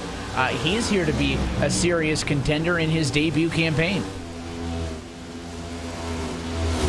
And here to be a serious contender, and definitely, I'd imagine, going to be looking into getting those runs set as the season goes along, right? It is a very long season, about a full 35, 36 weeks or so. So that he's going to be able to get himself some excellent speed and some excellent races later on. It is still early. You don't need to have all of your good races right now. Yes, it's good to lock your ticket into the championship early on, but it is good to sometimes just take it back and relax a little bit and let things come to you, because you know there's going to be a lot of races left to go. No need in racing this one as if it's the playoff cutoff race. And that's where that pacing comes in, right? Daniel Eberhardt might race every lap like it's a playoff cutoff race, but that's his style. You got to find what works for you, and that's not for everybody. As you see Thomas George to the outside, I'll be honest, I'm still getting used to that new look number 6 Ford Mustang Sirius XM on the car. I think Thomas is one of the few holdouts, Nolan, as well. We talk about all of the technical changes, the changes as far as behind the wheel when it comes to these cars, the visual change as well, but the numbers moved up. I think he might be one of the lone holdouts who's still got that number centered on the door. And some drivers do want to do that, right? It's like, I will not let you move my number forward. I want my number square on the door, and square on the door it will stay. And I have to say, it does look mighty good there, doesn't it? I mean, that particular scheme in particular, I remember seeing that font and that even same pattern, though different colors, on a number 6 machine, and it always kind of grabbed me. And I have to say, he's done an excellent job with the way he's put it there. A lot of real good-looking Chevys, Toyotas, and Fords in the field in RSR. A lot of super talented painters represented on several of these cars. And if you want to be engaged with what's going on in the Real Sim Racing community, of course, you can visit us online at realsimracing.org. That includes information for the wait list, which Nolan has grown to more than 30-plus names long. Granted, we have yet to have a race with less than 43 cars, so those drivers still wait, hoping that they have a chance to contest for the Full Throttle Cup this year. You can also follow us at facebook.com/RealSimRacing online, and on Twitter at RealSimRacing. And talk about all those talented painters. They are always posting pictures of their really beautiful race cars on social media throughout the week. A lot of drivers as well, creating tons of great video content. Brandon Bowie doing a video series online. The Bar Racing Network at times doing some podcasts relating to the series as well. And so tons and tons of great content in addition and in supplement, I should say, to the coverage that we can provide to you here with our friends here on RaceSpotTV on a Monday night. So trying to single file things out a little bit, waiting for the shoe to drop. Kevin King is falling back from Daniel Eberhardt, and in fact the 1+ second difference for the race lead is the largest advantage we've seen for the top position, excluding that pit cycle there for about 10 laps. So Daniel Eberhardt taking control of this race. Very, very impressive. Like I said, maybe the best start we've seen to a year for the 90. And one of the best starts that the number 90 car has had all year long. And you can see even Chris Rabel has had a few good performances himself, right? He was one of those drivers that put together a couple of good performances throughout the course of the season, but was never quite able to make it count. And this time around, not the best of runs, still mid-pack, but I imagine that would be because of some of the damage you see on the back end of the number 29 Century Communities Ford Mustang, really kind of knocked in the back end. That was all the way from his lap 1 incident where he money shifted and then, of course, got hit as the field was trying to get up to speed. And just in front of him is Tim Johnston and Jeremy Miller going side by side in the battle for 22nd and 21st. Tim Johnston starting to slip a little bit further back as well with some very similar looking rear damage. Actually, I would say almost identical to that of Chris Rabel. Yeah, it looks like they took some sort of a similar hit. And of course, you know, these cars that are with this damage model, which is still technically, I believe, on the old damage model, right? For these next-gen cars, I think, you know, they're going to take damage in certain ways. And you would assume if the damage visually looks close, then the hindrance on the car as well going to be somewhat close as well in terms of what that effect is on performance. We got a couple of drivers, though, talking about pit stops, Nolan. I know that we figured with everybody pitted in at the midway point that was going to be it, but we got some drivers that don't think so. Sam Nieto is down pit road from the top 10. So is Tom Wetmore. And I mentioned that they pitted with 70 laps to go. I said, well, they must think they got enough. I wonder if they were not able to save as much fuel on those early yellows and are forced to come in for a splash. But Michael Araya saying he's going to come in from P6. You have to wonder, is everybody going to be a little bit short?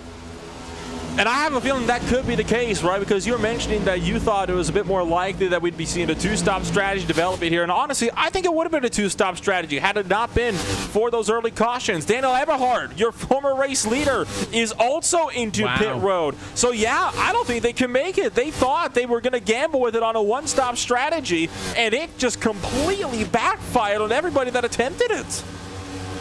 And now it makes you wonder if you had just pitted it 1/3 way, pitted it 2/3 way, if it would have been better for you, right? I mean, if everybody has to come in and top off, then it's kind of a zero-sum game, right? Everybody's going to do it, but they are clearly coming in just to top off on fuel and then get it back out there. The issue is because it's so long, they're going for 4 tires anyway, so it's a whole additional pit stop. And again, I think the reason they could get to halfway was those 2 yellows, right? It gave us about 6 total laps under the caution flag. You burn about half the fuel pacing than you do under green flag conditions. That saved them about 3 laps of fuel.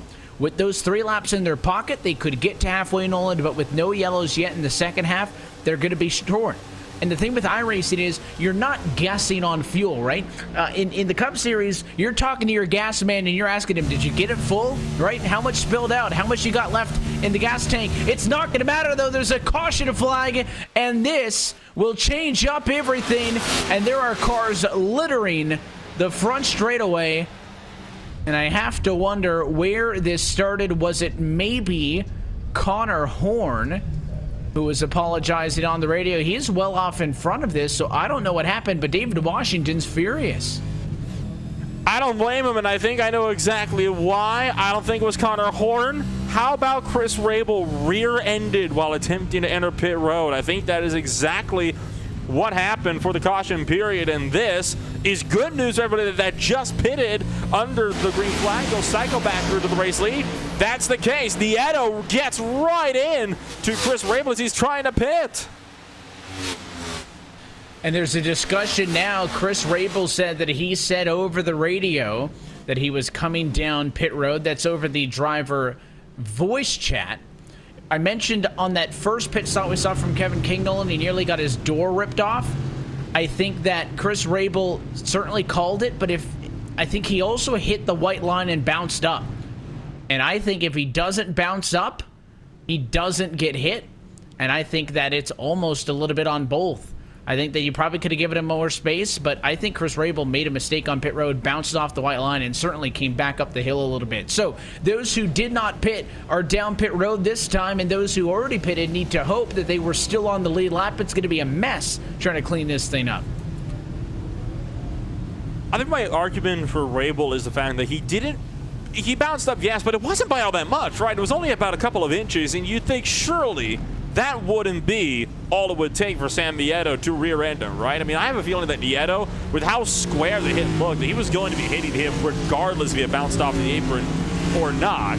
And Rabel is right. He did call out that he was pitting in on the driver's radio in sim. And as soon as that happens, you have to expect that somebody's going to check with the inside line. You have to already be taking into account for that by moving up to the outside lane as you see drivers cycling through for the pit stops. And I do believe Kevin King is still the race leader as things stand. And actually, looking at it now, the top guys did not manage to get their laps back. And this has actually really hurt them here, Evan, because they, of course, went a lap I completely forgot about this. They went a lap down when they came down into pit road, right? So they have to stay out, and they'll be starting the back of the field, getting the wave around for being in front of the leaders when they came down to pit. It's going to be a mixed bag, I think, of drivers who were stuck a lap down, drivers who weren't, and McBride's a lap down. But at least for Kevin King, he is going to maintain his lead lap status. But there's a bunch of other drivers into between him and the pace car that need to wave around, Daniel Eberhardt included. So Kevin King lucked out. Several other drivers, lucked out in the fact that they waited. Right? They had yet to come down to the pit lane. Their service happened under the yellow. And I just figured, based on timing, that drivers were not able to stay on the lead lap time-wise, right? We're talking about 30-second lap times. It takes 40 seconds on pit road.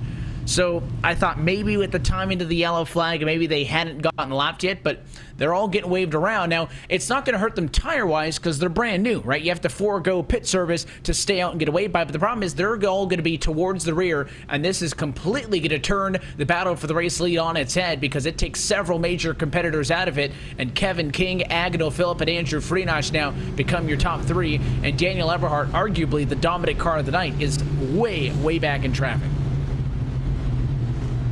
If running here in Jared Wymaster might actually not be eligible for the wave around, Evan, and the reason why I say that is because he's saying that he was collected in the incident, so he might not be allowed to get through, and in fact has a penalty because he was forced down to the pit road for being involved in said incident. So that is very unfortunate for Wymaster, who looks like he is going to be trapped out there and now potentially a lap down. That incident, I think, just ruined Wymaster's whole race. There are several drivers who take a hit on this, and now look at all of the drivers getting waved around. These are all cars who had pitted before the yellow came out. Eberhardt, Chambliss, Mara, Wetmore, Ball, Lariah, Nieto, Howe, Johnson. All drivers are getting waved around the pace car and will go to the rear of the field. And now it's a whole new race. Third caution flag of the night has gone behind us. We get set to get back underway with 28 laps to go. We know how treacherous these cars are on cold, fresh tires, Nolan. It's going to be awfully tricky. Going to be a tricky task indeed. Kevin King taking the high lane with Agnell Phillip in second. And for Daniel Eberhardt, the driver who was looking set to win this race, clean car, but going to be starting all the way back in the 27th position. A lot of work ahead of the number 90 SK Sim Racing machine. And now let's see what happens in the second half of this race. Kevin King has led 48 laps. Freenach has led 2. Six and Cody Harris have led a lap apiece, but there's a lot of fast cars in here looking to get to the top of the SK Sim Racing leaderboard for the first time tonight. Pace car down and in. Kevin King choosing the outside line will take the green flag with 27 laps to go.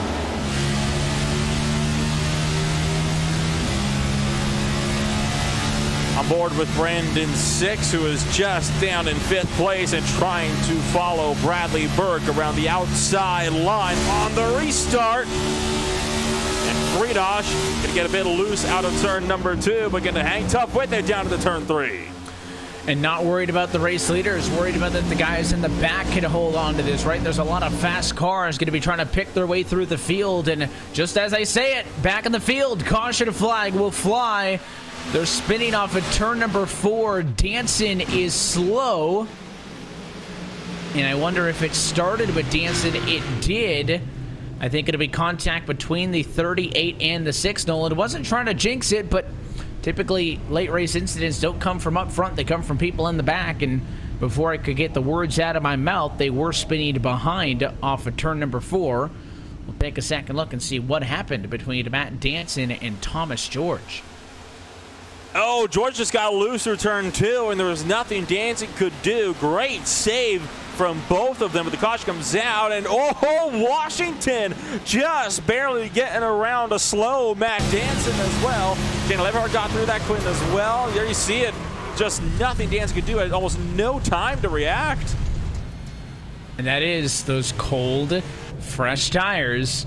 Snaps on you like that. I mean, there are very limited things that Matt Danson could do. There was even more limited things for Thomas George to do, right? I mean, because you're so close together, Thomas doesn't even get an opportunity to try to save that race car, right? If Danson's not there, maybe he slides, maybe he saves it, maybe he, takes the little lazy spin into the grass, but because there were so many cars there, he doesn't even get a chance to save it. The second that thing breaks loose, it's done, because the room and the margin for error is 0.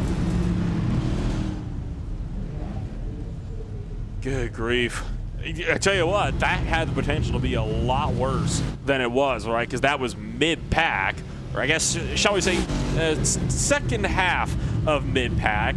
But all the same, that could have been an incident that collected 10, 15 cars. You saw people were scrambling left, right, and center. You had about 4 people that just dove into the infield grass to get around that. That was some phenomenal heads-up driving by everybody in the field to be able to keep track of where George was.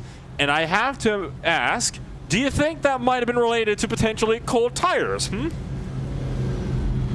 Old tires, crazy restarts, and a new look at life for many of these guys, right? I mean, Silverhorn, Johnson, Bowie were top-tier cars, don't get me wrong, but again, I think just the timing of the yellow took several drivers out of contention. The miscalculation on the fuel, I think, really is what hurt them, right? I mean, if there was any question, easy for us to criticize and say, Nolan, well, you should have just played it safe. But I think that, at the end of the day, the only reason you got stuck a lap down when the yellow came out is because you miscalculated the fuel. And it was a gamble. For some, it worked out. For some, it didn't. Yeah, it absolutely had the potential to be a lot worse, and we'll now see how this will develop as the time goes along, because obviously, the longer we go under caution for, the more those tires are only going to cool, and that's only going to make these cars that much more volatile as we get set towards the end of this race. It'll be under 25 laps to go by the time we take the green flag again. So for some other drivers like Daniel Eberhard, I imagine you want to see this race go green, right? Because Eberhard knows he can work his way back up to the front. But every lap that they're under caution is one less lap that he's going to be able to have under green flag conditions to be able to make up ground. He's stuck, and he's going to be in great risk of being involved in an accident because, again, it typically late in these races comes from the midfield area. It comes when you got faster cars like him trying to pass cars that aren't slow, generally speaking, but slower on a long run than Wetmore, than some of these other people have demonstrated, and there's just going to be very little patience this late in the race. Someone's going to go for a gap that's not there. Someone's going to put it 3 wide. Someone's going to put it 4 wide. You get in a wreck, but I think Daniel Eberhard's a guy who, especially because he's a race winner this year, Nolan, is at a spot where he doesn't really care if he finishes 30th, right? I mean, at the end of the day, yes, he does need to maintain a certain amount of standing in the regular season point standings for his race win to count towards playoff eligibility, but Daniel's not thinking about that right now, right? I think he would rather wreck trying to get back up to the top 10 than pace his way to a 24th place finish. Brandon Whitaker is showing us off the course for me, but still moving, and I think he's bended in the infield grass somehow under caution. He's back rolling now, but downshifted, he said over the radio. Oh boy, he pulled a Ross Cato from lap 1. Yeah, and not even on a restart this time. I think maybe he meant to downshift, but probably just did it way too early. And when you downshift and you're obviously not at the right RPMs and the speed for that, yeah, it's going to break traction like that and spin out. So Brady Whitaker went through the ball field on the front straightaway. But fortunately, the restart does not need to be delayed. And we're going to contest it this time through. So, on all 4 restarts after a yellow flag tonight, the control car has chosen the outside line. It continues with Kevin King now. He puts his boosted Battle Beaver, the Team Chevrolet, to the outside of the racetrack and takes to the green flag. 22 laps to go in Vegas.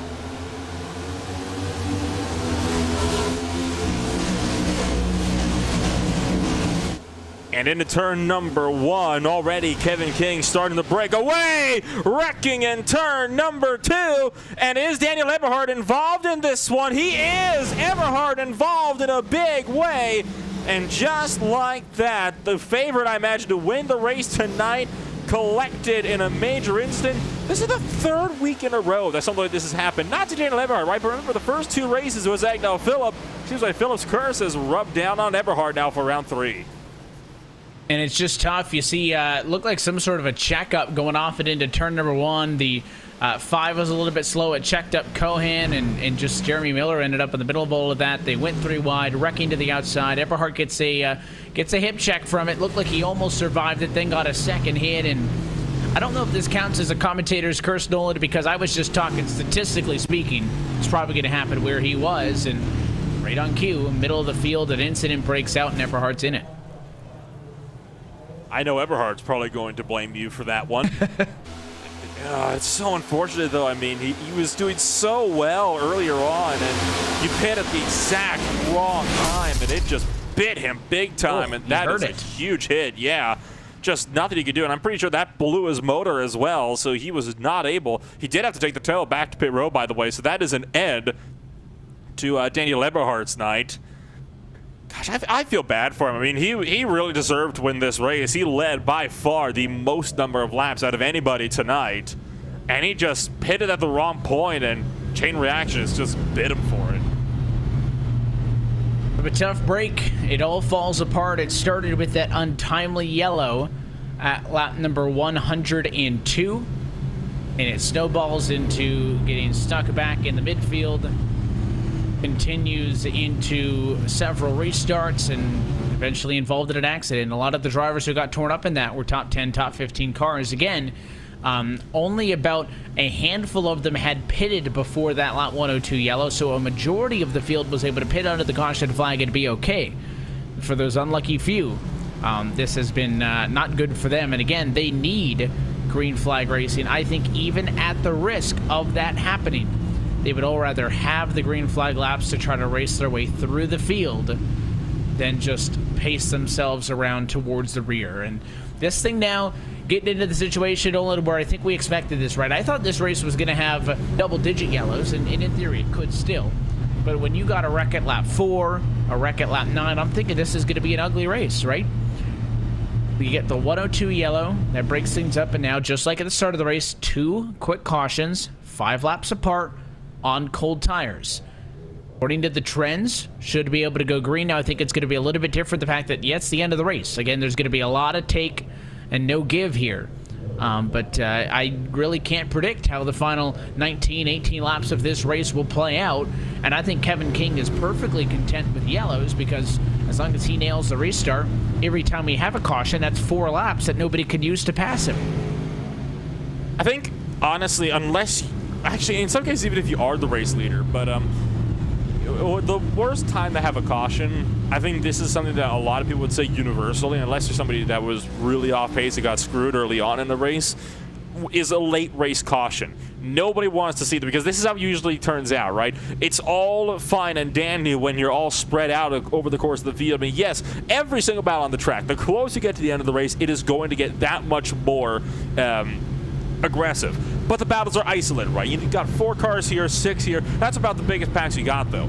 You take a caution, though, you mix them all out. The battles themselves, they aren't more aggressive, are they?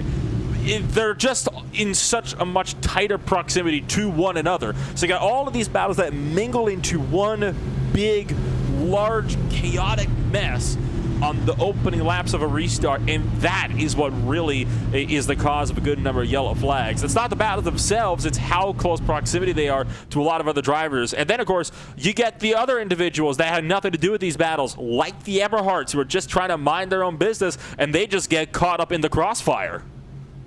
And it's part of racing. I know drivers are frustrated, but it happens no matter what track you're at, no matter what series you're in. You're going to get a late race yellow. You're going to get some late race chaos, and that's what we're seeing, raking havoc on some drivers here tonight in Vegas. Take a look at the SK Sim Racing leaderboard as we run now. Kevin King and Agnew Phillip will restart on the front row. Bradley Burke and Andrew Friedosh on row 2. Brandon Six and Nick Silver on row 3. Cody Harris and Michael Johnson row 4. And then Connor Horn and Matt Danson will run inside of the top 10. There are still a total of 35 cars on the lead lap and a total of 42 drivers on the speedway. Only James Pasquarella has gone to the garage. He will finish, though, 42nd. Mike Kaczynski went down pit road Nolan about 107 laps ago and is still there. Not a DNF, but is not going to catch up to James Pasquarella in any situation. So we'll see what happens here with the lights on the top of the pace car. Kevin King again goes to the outside. It'll be interesting to watch the battle for second and see if a yellow comes, how early it comes, or will Phillip, Burke, Freenach, Six, and friends be able to draft up to Kevin King and fight him for the race win and the golden ticket to the postseason here tonight. Pace car off and in. The 31 has gone a little bit late the last several restarts. He'll hold them at bay again. Right foot down, throttle up, and we're underway with 17 to go. 17 to go, and so far so good. Down to the turn number 1. Will Cole Tires fight yet another driver? Car-to-car contact-wise, seems like we're all safe and sound through turns 1 and 2 on to the back straightaway. And already, Agnew Phillip is caught up to Kevin King, so the fact that King has launched early has not helped him in even the short run, as Phillip is already looking to threaten him for the race lead. And a caution flag behind your race leaders. Look out, they're still wrecking. Down through the field. Big issues in turn number 4, Nolan. Just part of the story on this restart. We'll talk about the spin that started with the 44, and then we'll get another look because a penalty has been issued to Kevin King for a lane change violation that will take your race leader out of the top spot. Here's the problem for the 44 car. On his own, up in the dirty stuff, Mariah corrects, overcorrects into the outside wall, leads to the accident, and then as that was happening, Kevin King, Nolan, has been given a drive-through black flag penalty for an illegal lane change, changing lanes before the start-finish line. Oh boy, so that's not good news for Kevin King. You saw Nick Cohen get blindsided by Liam Sheen as well, as Sheen clipped the spinning machine that had been shot around into the turns 3 and 4 wall, Michael Araya. So that is what collected our good friend there, who unfortunately just got, again, no fault of his own, but gets collected. So unfortunate for Jeremy Miller and Nick Cohen, two of the drivers that were involved in that one. Looks as though William Schmidt was cleared for black flags. That was, of course, for entering pit road. And you mentioned Kevin King with a restart lane violation, if I was not mistaken. That was who you said it was, right? Kevin King, did I hear that right? That is correct. And I know that Kevin King is not happy about the penalty call, but it is pretty clear that Kevin King chose the outside line to restart the race, and that's pretty clearly moving down to the inside, Nolan. I don't think it gets much more cut and dry than that. I mean, we're talking not even like a half lane. He was completely flush with Phillip's bumper by the time he got there. So is that a drive-through penalty now for King, or is that going to be an EOL penalty because a caution came out? Correct. So he was initially given a black flag penalty to drive through pit road. However, because the caution flag came out, it will be changed to an end of the longest line penalty. So that is what he has been given instead. Well, I'm pretty sure that Kevin King will not complain about I'm sure Kevin King is not going to complain about an EOL penalty, right? Because, I mean, it's better than a drive-through penalty. At least this way, when it goes green, you can immediately start fighting with it to get back up into it. You're not losing about 30, 40 seconds coming on down into pit road, especially when it's not even a guarantee that you're going to be able to find yourself back up and fighting for those positions again, because there might not be another caution in the race. And in addition to that, Michael Araya has also been given an end of the longest line penalty for claiming responsibility for the incident, which isn't a bunch of a surprise there either.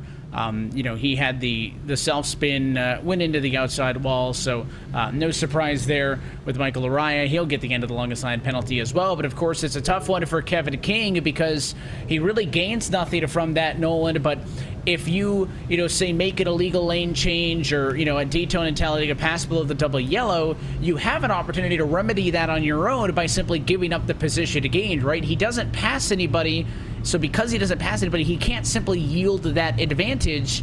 It's a penalty. And another driver that is having some issues, as I understand it, is going to be Andrew Friedrich, who is now going to be down and out of the race 7, but not for being involved in a wreck. It's technical problems for the defending champion once again. I mean, this is just not the season that Andrew Friedrich has been wanting to have. Every time he's so far in front, but he is just not having a really good start to his year, is he? And what a strange end to this race, right? I think we all kind of thought we had it figured out how this race was going to end, and since then, a lot has happened. A couple of caution flags taking out some of the fastest drivers in the field. Andrew Friedrich with some connection issues. Kevin King with a restart violation. And through all of this, Agnew Phillip is going to lead his first 3 laps of the afternoon, all under the yellow flag so far. It's been a very eventful yellow flag, which is, I guess, good for us. I mean, we had just about exhausted everything there is to talk about at this point under the last couple of yellow flags, and so these guys are like, oh, they've used up all their avenues. Well, here, I don't think you have. Here's some more for you, right? And who knows what else is still left in this race, TBD, because we are far from done. In Sin City, lights out on top of the pace car. Still 11 laps left to surprise us. And look at this. Bradley Burke second, Nick Silver third, Michael Johnson fourth. All drivers who have yet to lead a single lap tonight. And again, Agnew Phillip hadn't even led a single lap tonight until we took the yellow flag. And Kevin King's penalty was changed to an EOL so that he wouldn't have to lose additional time under the green flag. So there are a lot of drivers who have not seen the front of the field here that have a chance to win this race. Amongst your top 10 drivers, only 3 of them have led laps under green flag conditions tonight, and those 3 have led a total of 9 of the 122 laps that have been completed. Andrew Friedrich has reconnected to the service. He is trying to get back into this race, but is already off of the lead lap and will lose any hopes of a competitive finishing position. Pace car going to be in this time. Agnew Phillip wants to choose the inside for the restart, maybe not wanting to risk it all. A lane change penalty, and I'm sure these drivers are going to be significantly aware of that rule. Restart is underway. 11 laps to go from Vegas. Can we make it the distance? 11 to go, and Phillip clear by about 2-3 car lengths down in the turn number 1. Double file right behind for second place. Nick Silver on the bottom, Bradley Burke up top, and Burke is trying to power around the outside line of the number 4 Mustang down the inside line in the turn number 3. Burke is now trying to threaten Phillip for the race lead. Doing his best to get on Agnew Phillip, and Agnew Phillip so far clear sailing up front. The fight's going to be for second. There's a wreck behind, on board with Kevin King, who gets involved in that one. And we will slow things down again for a caution flag, the 7th of the afternoon. Starting to get up there, right? I mean, we missed out on a few yellows, it would seem, at the mid portion of this race, and everybody wants to try to make up for that now. And this really was a chain reaction. Sean Castle started it all.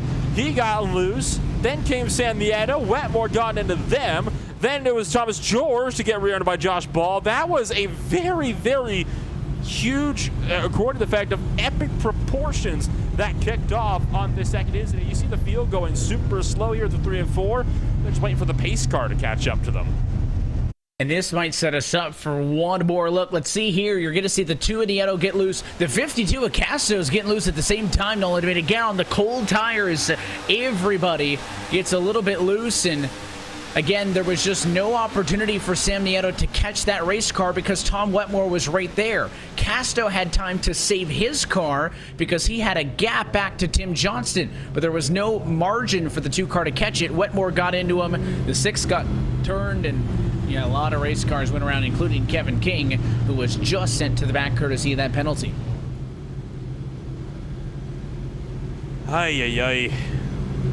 It's not something that you necessarily want to see, right? I mean, it really sucks to see a lot of these incidents just pile up in the back portion of this race, and every caution we get brings us closer and closer to green-white checker territory. I believe it'll be about 3-ish laps. We're about 2-3 laps away from taking the green flag, so if I'm kind of guessing this right, it'll be 7 or 8 laps to go when we get back to green flag racing. And at this rate, I have to be honest, I'm not having a whole lot of confidence that we're not going to be able to finish this race without using at least one green-white checkered attempt. Yeah, I'm not necessarily sold on that either. And again, I think that the timing of this simply means that we're going to get 1 crack at it in regulation, whether that's 5 laps, whether that's 3 laps, right? Whatever the number ends up being. But at that point, there's no way that you have another one and then get a chance to go in regulation. So we're going to get 1 crack at regulation restart. If we can't do it, likely going to go into overtime. We'll see what the number ends up being. Again, 134 laps here tonight in Vegas. Lights stay on the pace car at 8 laps to go.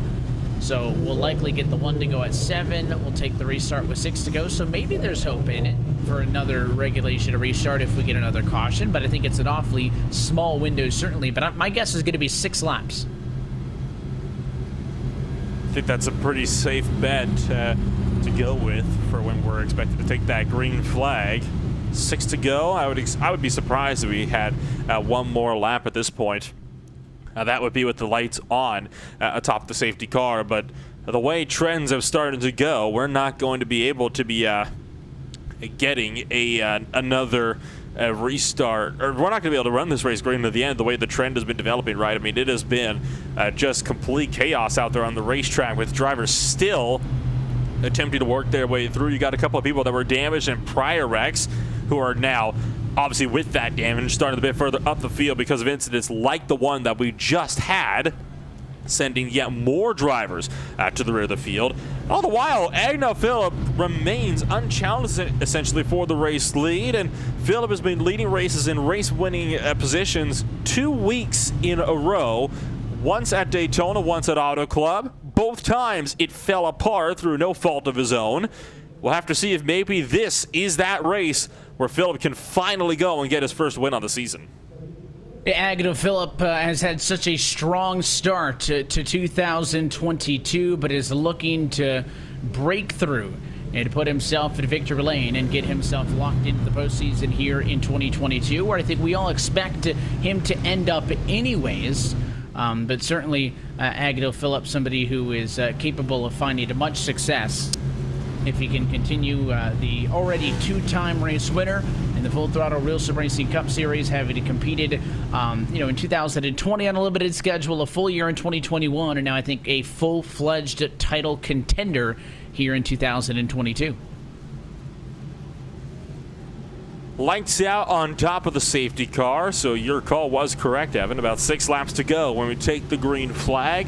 Phillip once again electing for the bottom lane, not wanting to take chances on getting a drive-through penalty, and again, can't say I blame him, especially if you're trying to get yourself your first one on the season and lock your ticket in to the playoffs over when the late summer and early fall rolls around. And they're going to group up. We're going to find out right now. Will this be the final restart of the afternoon from Las Vegas? The pace car going to be down and in. Second time in a row, Agnew Phillip chooses the inside line to be the control car. He puts the right foot down. Green flag flies. 6 laps to go. 6 laps to go, and Agnew Phillip 2 car lengths clear. This time it's Brandenburg on the inside line trying to make a charge, but Nick Silver has something to say about that up on the top shelf. He has got Michael Johnson as well as Dylan Parker to work with him. Connor Horde sticking with Burke on the low side. 5 laps to go. This time by at start finish. And will we make it 1 lap under green as we get set to end this race off? This time by, they do make it back to start finish. They do make it back to the start finish line for 5 laps to go. Can they make it 4 more times around for this one to be official? Side by side for second. Burke a little bit loose on the inside. Look out! Johnson there into the outside wall. He'll spin down to the apron. Just 1 car though. Do we stay green? Other drivers try to avoid it. No yellow flag. And here comes Nick Silver to the inside of Agnew Phillip. And Nick Silver is going to be trying to make a run on Agnew Phillip now for the race lead. Side by side, Phillips loose. Phillips lost it. And now Phillips into the wall. And now a caution flies. And it falls apart again. They're wrecking big time out of turn 2 as well. 3 cars at the outside wall. Dane Cruz as well as I believe that was Kyle Kamer as well that got into it. Agnew Phillip. Tonight will not be his night. And Agnew Phillip pushed it hard. I mean, there was a lot to watch, but this was the last of the incidents. A bobble, an overcorrect, and into the outside wall. Agnew Phillip on his own, and then they started spinning underneath that, Nolan. Obviously, it was as they tried to avoid him. I think it might have been Cruz who pulled down to avoid the spinning Phillip, went across the nose of somebody, and that secondary wreck actually took out more cars. Here it is. Yeah, just starting to slide down, and it was Kamer that got into Dane Cruz. They spun up and got into Ross Cato as well as Sean Casto. Good gravy, just not at all what we were hoping to see, and I do believe, not even believe, I know this puts us into green-white checker territory. I called it, Evan. I figured we weren't going to be making it back on a regulation time, and that last caution there just confirmed it. And who'd have thought it would have came from drivers in the top 5? I mean, there was a lot that happened there. First, we get to the restart. Agnew Phillip pulls ahead of the battle for second position, and it was a pretty big wreck, I would say, off and into turns 1 and 2. As it was Johnson who ended up into the outside wall, got a little bit loose, hit the wall hard, spun down to the apron, and on his own, though, didn't take anybody else with him, so there was no caution flag. That was a pretty big note, because otherwise caution would have came out, Agnew Phillip would have been the leader. So Johnson wrecks on the back straightaway on his own. There's nearly another wreck further down the road. And then, of course, evidently the eventual self-spin for Agnew Phillip. 2 of your top 5 cars self-spins on that restart. That is a really big shame for Agnew Phillip. It's fallen apart again. I mean, I can't believe it. I mean, the first 2 races, I mean, you could obviously chalk it up to other drivers making mistakes, and he was just unfortunate enough to be collected in it. There's no one else you can look to but Agnew Phillip himself, though, for this one. Just a mistake on cold tires, which has really been the story throughout the entirety of this race, and especially in these last 30 laps or so, has been cold tires, right? That has been the really big story. Cold tires just has caught so many drivers out over these last 30 laps, and now it caught out yet another race leader. It's just, I'm almost at a loss for words. And after all that, we are not done yet, because this race will be extended for a green-white checkered finish, Nolan. And after, again, 2 cautions in the opening 101 laps of this race, we have had 6 yellows in the last 29 laps of this race. And again, it all goes back to that turning point. And again, we know how treacherous these cars are on cold tires, Nolan. We can beat the dead horse, we can talk about it, but I think nothing proves that point more so than the fact that, again, those 2 self-spins came from top 5 cars. Those aren't back markers. Those are some of the very fastest, very experienced drivers in the field, and we had 2 self-spins from them late. So that'll leave Nick Silver and Dylan Parker now to duke it out for the race win. Connor Horn and Bradley Burke, though, have made it very clear, though, that they both want a hand in trying to take this race win away as well. And do you think maybe Brandon Bowie in 5th place for keeping it real could potentially make a run?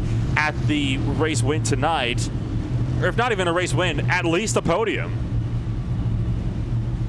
A lot of questions, a lot of hopes here for drivers to be able to salvage a night. All the chaos as well gives many other drivers an opportunity to kind of jump on this, to seize the opportunity in front of them, and to try to do something with it with the lights out on top of the pace car. So it'll set us up for attempt number 1. It is Vegas after all, Nolan. If I was a betting man, I don't know if I would bet that this will be the only overtime attempt. Well, we got 3.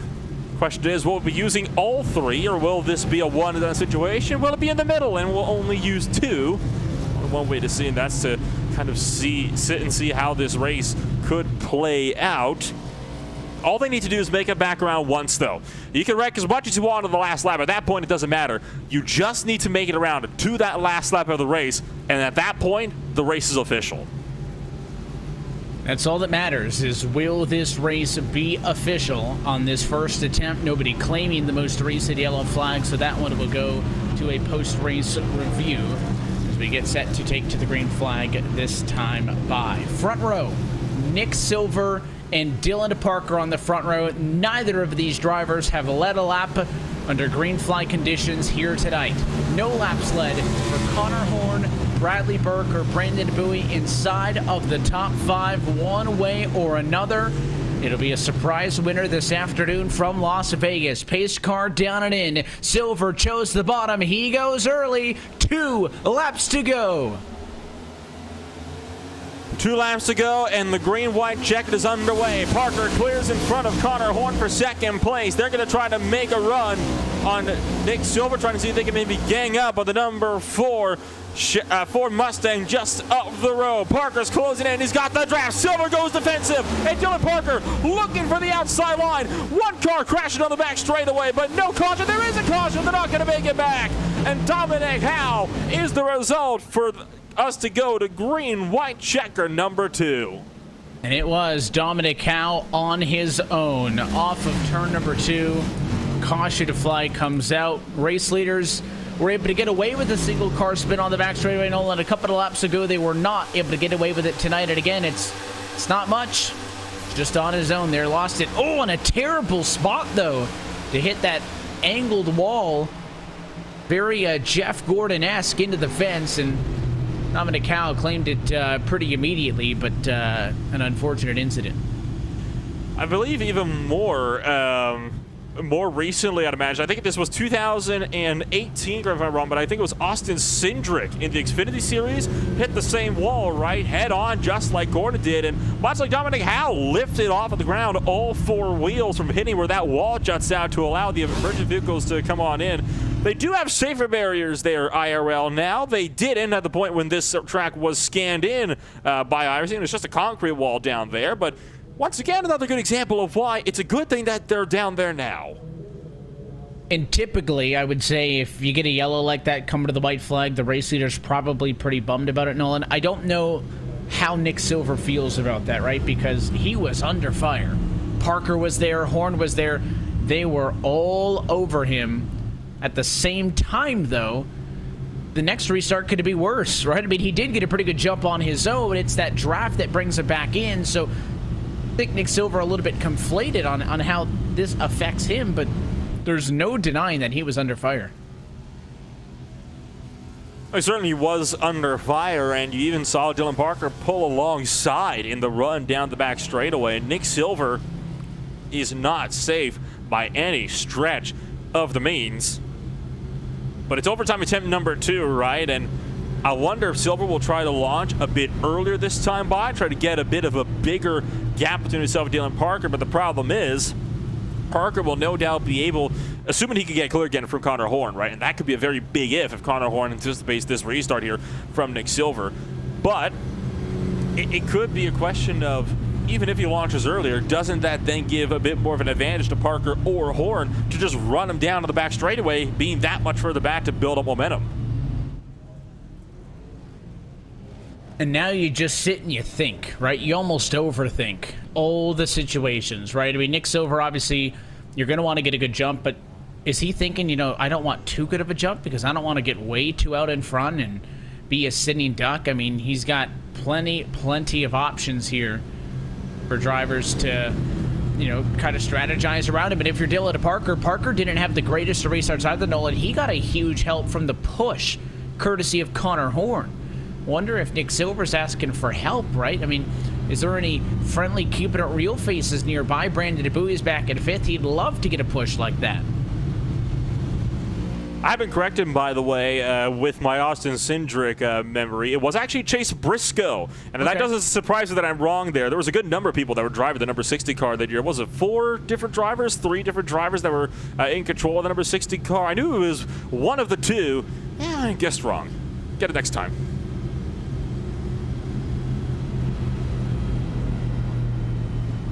But going back to what you were mentioning before, I think if you're a guy like Connor Horn and you're trying to battle it out like Dylan Parker, it might not be a terrible idea to push Nick Silver clear, because obviously you're not going to be able to make a big move. And 3 wide on the inside, we've seen before, just does not work through the course of the night.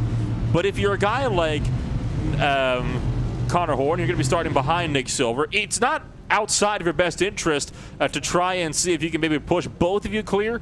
Then you'll have the opportunity to make a run around the outside line where all the momentum comes from, as we have seen time and time again throughout the course of tonight's race.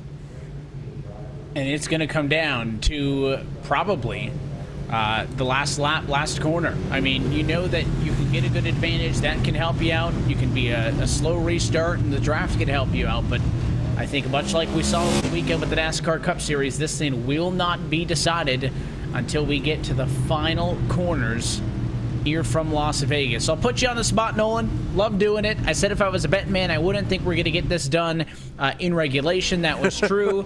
So we both made a couple of bets. So let's make another one. Who you think's going to end up on top? I think Silver will be able to hold Parker off. He did a good job of keeping him at bay until the white flag. He's just got to repeat that now on this restart. But we'll see if he is able to do so and how this one shakes out.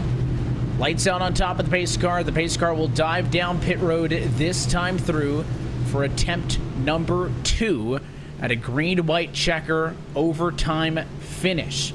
If they do not get to the white flag before a caution flag comes out, we will go to a 3rd and final attempt. But I'm sure they all want to do it right here, right now. Pace car off and in. Nick Silver from the inside line going to control this restart. He holds, he fires off. Green flag in the air with 2 laps to go in Las Vegas, and it's a huge jump for the 4 car. And this time, Dylan Parker didn't get clear from Connor Horn. This could be what Nick Silver needs in order to hold on for the race win. Horn sideways out of turn number 2. They're fanning out down the back straightaway. Silver under fire. Dylan Parker trying to charge outside line through 3 and 4. Coming out of turn number 4. This time by, they will be making it to the white flag as they crash behind out of 4. White flag in the air, though. This race is official. Nick Silver got there in time. You can see several cars through the grass behind, including Washington. But here comes the battle for the race lead. Connor Horn shakes off Parker. Silver's going to go to protect the inside, but it's Connor Horn up top. Going to make it side by side. He's got all the speed. The 4 car bobbles. The 4 spins. And Connor Horn wins in Las Vegas. And Nick Silver finishing 6th place. Slid into pit road, though, so we'll have to see if that'll impact the final results for him. But Connor Horn comes home to take a win. I told you it might be within his best interest to try to work with Silver there and try to push him both clear of one Dylan Parker. He did just that and managed to break clear and then make the move around the outside right when it counted. Yeah, I thought the battle for second was going to prevent both of them from getting to the race lead, but you can see it there. He got to the outside. Silver chose to protect the bottom, and he just had nothing here. He got loose. The 3's got to run. He slides up in front, gets sent down onto the pit lane, and at this point, you're just keeping your foot in the gas, trying to get to the line. He still ends up 6th, but what an impact on the pit road wall And how about Connor Horn leading 1 lap total en route to victory here tonight from Las Vegas? In the Las Vegas 200, he becomes the 3rd different race winner in 3 weeks to open up this 2022 Full Throttle Real Sim Racing Cup Series. And on top of all of that, Connor Horn adds another RSR win, the 6th of his career. We take a look at your SK Sim Racing full race results. He ends up winning by some 0.3 of a second, ahead of Dylan Parker in 2nd and Bradley Burke in 3rd. We will talk with all of them here in just a few moments. A lot of keeping a real representation, though. Bowie 6 and Silver come home 4, 5, and 6, ahead of Cody Harris, David Cobb, Matt Danson, and Joseph Tice. Couple of names sneak into the top 10. And that will put Rhett McBride in 11th place with Timothy Johnston in 12th. It is Thomas George in 13th. How about Tom Wetmore in 14th place? Brian Chambliss is 15th. Shane Parrish is 16th. We got Kevin King, Brady Whitaker, Sam Nieto, and Shane Ewing from 17th to 20th. And continuing on through, you got Nick Mara, Ross Cato, Chris Rabel, Kyle Kamer, and Michael J. Johnson, your top 25. Josh Ball, Jeremy Miller, Michael Araya, David Washington, and Agadil fill up at the top 30. And that will put in 31st place Sean Castro as the last driver on the lead lap. From there, it's Andrew Farinosh, who fought back to just 1 lap down after dropping out for technical difficulties. Dominic Howe in 33rd. Then it's Matt Mara, William Schmidt, Dane Cruz, Eric Stanford, Nicholas Cohan, Liam Sheen, and Daniel Eberhardt to round out the bottom portion of your field. Jaron Weimester, James Pasquarella, and Michael Kuczynski rounded out the field total with, once again, Tom Morano, James Ross, Chris Edwards, and Sean Kalis not making starts for this race after failing to qualify. And it's a tough break, 2nd race in a row that Ross, Morano, and Edwards will DNQ for. That's a look top to bottom at your SK Sim Racing and full race results tonight. SK Sim Racing is an iRacing team and channel with an emphasis on reaching those who are new to the oval sim racing community. You can find them online at facebook.com/SK Sim Racing, on Twitter at SK Sim Racing 1, and you can race with champions race by visiting them online at sksimgear.com. Let's go down to Las Vegas Motor Speedway Victory Lane, where we are standing by with the driver of the number 67 Chevrolet. Connor Horn comes out on top tonight in Sin City. Connor, congratulations on the win, leading 1 lap total to the checkered flag tonight. Tell us through this race, which had you start way back in 28th and end up with the checkered flag. Yeah, pretty crazy. Didn't qualify good. I had the hard lift out of 4, or else I wouldn't have made the race. My lap would have been that slow from the lap 1. But yeah, qualified poorly. Early yellows happened. I knew I was just going to save the first run. And it worked out. I was hovering top 20 for a while, and then the tires started coming in, was passing people low, passing people high. Got up to around 6th, but the top 5 or so kind of pulled away, and I couldn't catch them. I had no help behind me, so that was a struggle with how strong the draft is. You need help to catch people back, but that was unfortunate. But pit strategy came into play. We pit as late as I could. I pit as late as I could have, and as long as I was running the way I was running before, I was going to make enough fuel, probably get a top 10. Then yellow came out, mixed things up after people were starting to take their second stop, and then it got crazy. It was all about just track position and surviving the run to the finish, and it was top 10 at the end there. Kevin had his penalty, Andrew lagged out, and then obviously not the 95, the 94 had his incident. 95 slipped up in front of me. I think he took out the 28 or something, so everything just really went in my favor at the end there. And then the final 2 restarts, I didn't get ahead of Dylan on the second to last green white checkered, so I was just going to push him by Nick and hope I can get a attempt at the win out of that, see if they rough each other up. But then the final green white checkered, I got a run on Dylan, and I couldn't lift. I was too far alongside him to give up the position, so I just stayed side by side. I thought our race for the win was over, but I had a really good 1 and 2, was able to barely clear Dylan, and all of a sudden Nick just got a really bad run out of 2. So he blocked bottom, and I just got to his right rear, and I was going to give up no arc into a corner, so I pinched him all the way to the entry so I could get a better arc, and he couldn't get any, and it worked out in my favor. He couldn't get the run out of a turn, and I was able to get the checkered flag. Definitely just like Bowman did, leading like 1 lap. But I'm a Larson fan, so that sucked yesterday, but worked out in my favor today. Funny how that works, and all that matters, of course, the last lap on this one goes 9 extra laps from its scheduled distance through a couple attempts of overtime. And Connor, we saw a lot of similar things in this race to what we saw last year at this track, right? We saw big packs, but obviously it's fundamentally different. Why those packs were forming. The draft's a big factor. What is it like behind the wheel trying to manage that draft and try to tone that aggression with these next-gen cars? It's definitely a frustrating change to start. I prefer it over 550 for sure, but with how strong the draft is, it doesn't even really race like 550, because in 550 you usually maybe you had packs that pull away, but they're able to do a 2x2. And this, you have to be single file if you want to pull away. The side draft is such a big factor now, and it's just, wearing tires out and having worn tires lead packs comes into play as well. Saving the tires comes into play, because the guys who save the tires the best are going to pull away at the end of the run. And it made such a big difference if that race went green, because guys like Kevin and Andrew were going to make it on fuel, but they were 6 seconds ahead because they jumped us on pit strategy, and more importantly, they pulled 2 seconds away from everyone else, those top 5. So much goes into it. You kind of need to set yourself up at the right time. Sometimes at the beginning of the run, you want to be on the bottom. Then you maybe want to make the top work for a few laps to make passes, then back to the bottom for a tire saving. And then once you're done saving, trying to pull away in the lead pack, maybe back up to the top.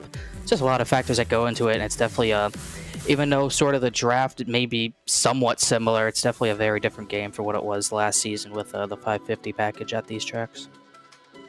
What are some things that you feel like you've learned pretty quickly with these next-gen cars to adapt to them, to find success and evidently victory lane in these first 3 weeks? And what's going to be the goal going forwards in terms of what you need to improve on and what you're still learning? Learned there's a thin line between stability and wrecking. Most importantly, we've seen so many drivers in these last 2 weeks overcorrect so easily because these cars just sort of snap. And you got to be careful. You can't correct it really unless you're just that talented, which I don't know if really anyone is. You kind of just have to let it straighten itself out and get off the gas. And if you don't do those two things, you're gonna basically go head on into the outside wall like we saw Agnell do. So it's a very fine line in that aspect. And another thing is the tires. The tires wear so much differently. I haven't seen a track so far that is right rear wear heavy. Every track we've gone to so far, which is just 2, the right front, you really have to baby it. And it was sort of like that in the high downforce 550 package, but with this, it's somehow accelerated. You really have to wait a long time to start going, because if you start pushing that right front too early, you're going to start dropping at the bad time in the run. I think I saw the 6 of Thomas start dropping back because maybe he did that. Same for the 13 as well, when him running the top. And the line plays into a factor as well. The top might work early in the run, but for a long run, it's not going to work. So just got to figure out, for me going forward, as far as trying to get better, is just be more consistent. I haven't qualified well. I haven't really ran well in any of these next-gen races, and it's a big learning curve. So just trying to figure it all out, all this draft and all this tire saving, and especially braking, because pit stops are much more different as well, and that came into play today as well. So just touching up on the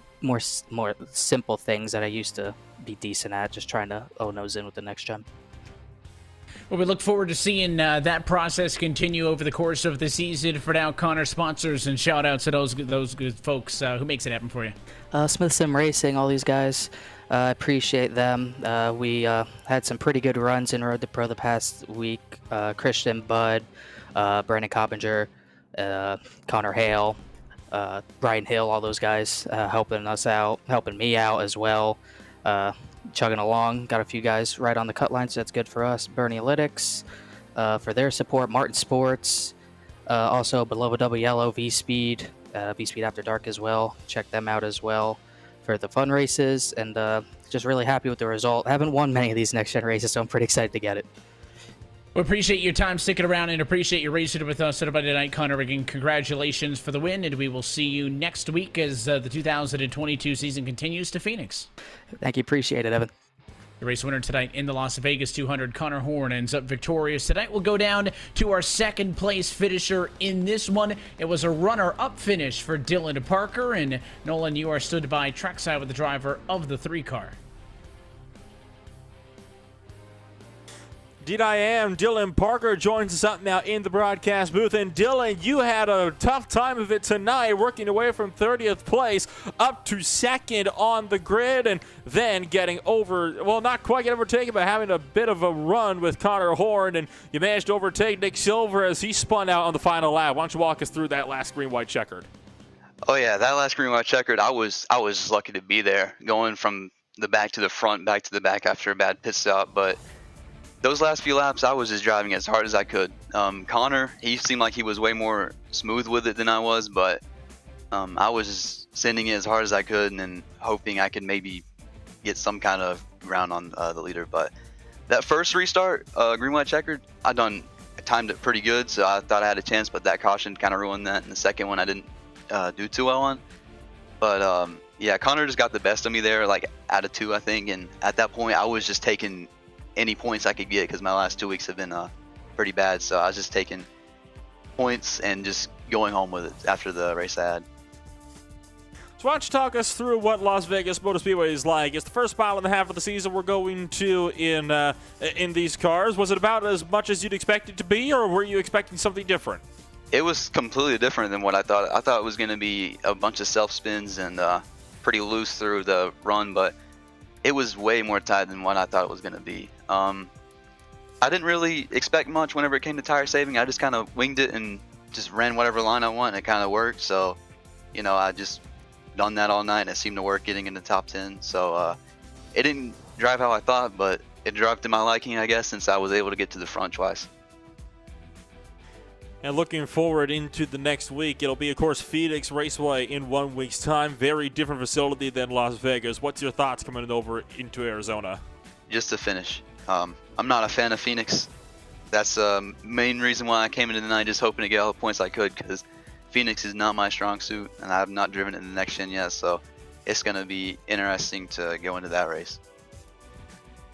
Well, hopefully you'll be finding yourself with a solid run coming on over into Phoenix in just 1 week's time. Want to thank you, Dylan, for taking the time to join us here tonight. Best of luck next week in Arizona. All right, thank you. Second place driver Dylan Parker joining us up in the broadcast booth, but there is still one more driver over the course of the night.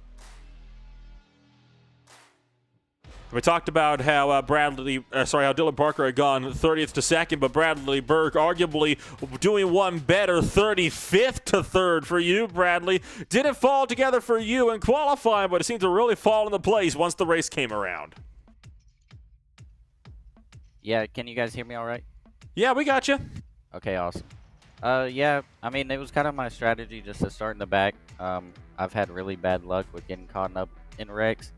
And I knew from practice with my teammates, I knew how to save my right front tires, so I was just hoping for some long green flag runs, and it kind of worked out for me there at the end with the pit strategy and just making my way up through the field on that one green flag run that we did happen to get. So what was that green flag run like for you? We saw a couple of drivers, well, actually just about everybody was trying to make it to the one-stopper, but then we saw a lot of people pitting halfway through the second half of the second stint. What do you think was up with that? I think maybe people just miscalculated, or, you know, just were burning up their tires too much, maybe. I know, like I said in the beginning, for me, I instantly went into save my tire mode, and I don't think a lot of guys did that, and they just were pushing so hard at the beginning that it just messed up their whole strategy.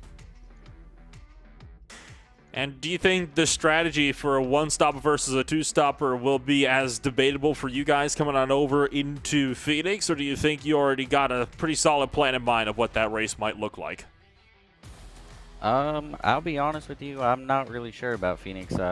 I won't really know much about it until tomorrow when we have our team practice, and then I might have a better answer for you.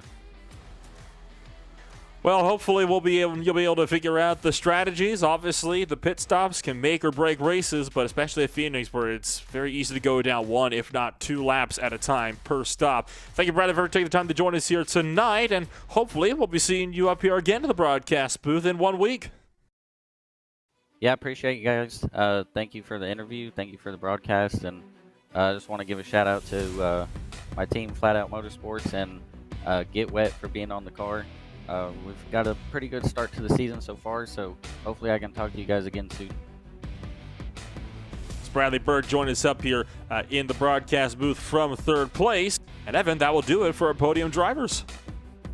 But a big thanks to all of them for sticking around and chatting with us as always. Nolan will wrap this one up quick since it ended up going late into the night here from Las Vegas. Again, a lot of green flag racing, only 2 yellows in those first 100 plus laps, but at the end, got a little bit messy. Listen, that's not new with this car, with the Gen 6, with the COT. You get a late race yellow, especially one as disruptive as that one, right? That really kind of muddied up the strategy and put a lot of drivers into contention. You're going to see a wild race, but we had top drivers getting penalized, top drivers losing connection to the race, and a guy who led 1 lap taking home the checkered flag tonight. A little bit of everything. Obviously, these drivers are still trying to learn the balance on these cars, right? This car is still a work in progress, so definitely room for improvement, but you can't say it was not entertaining.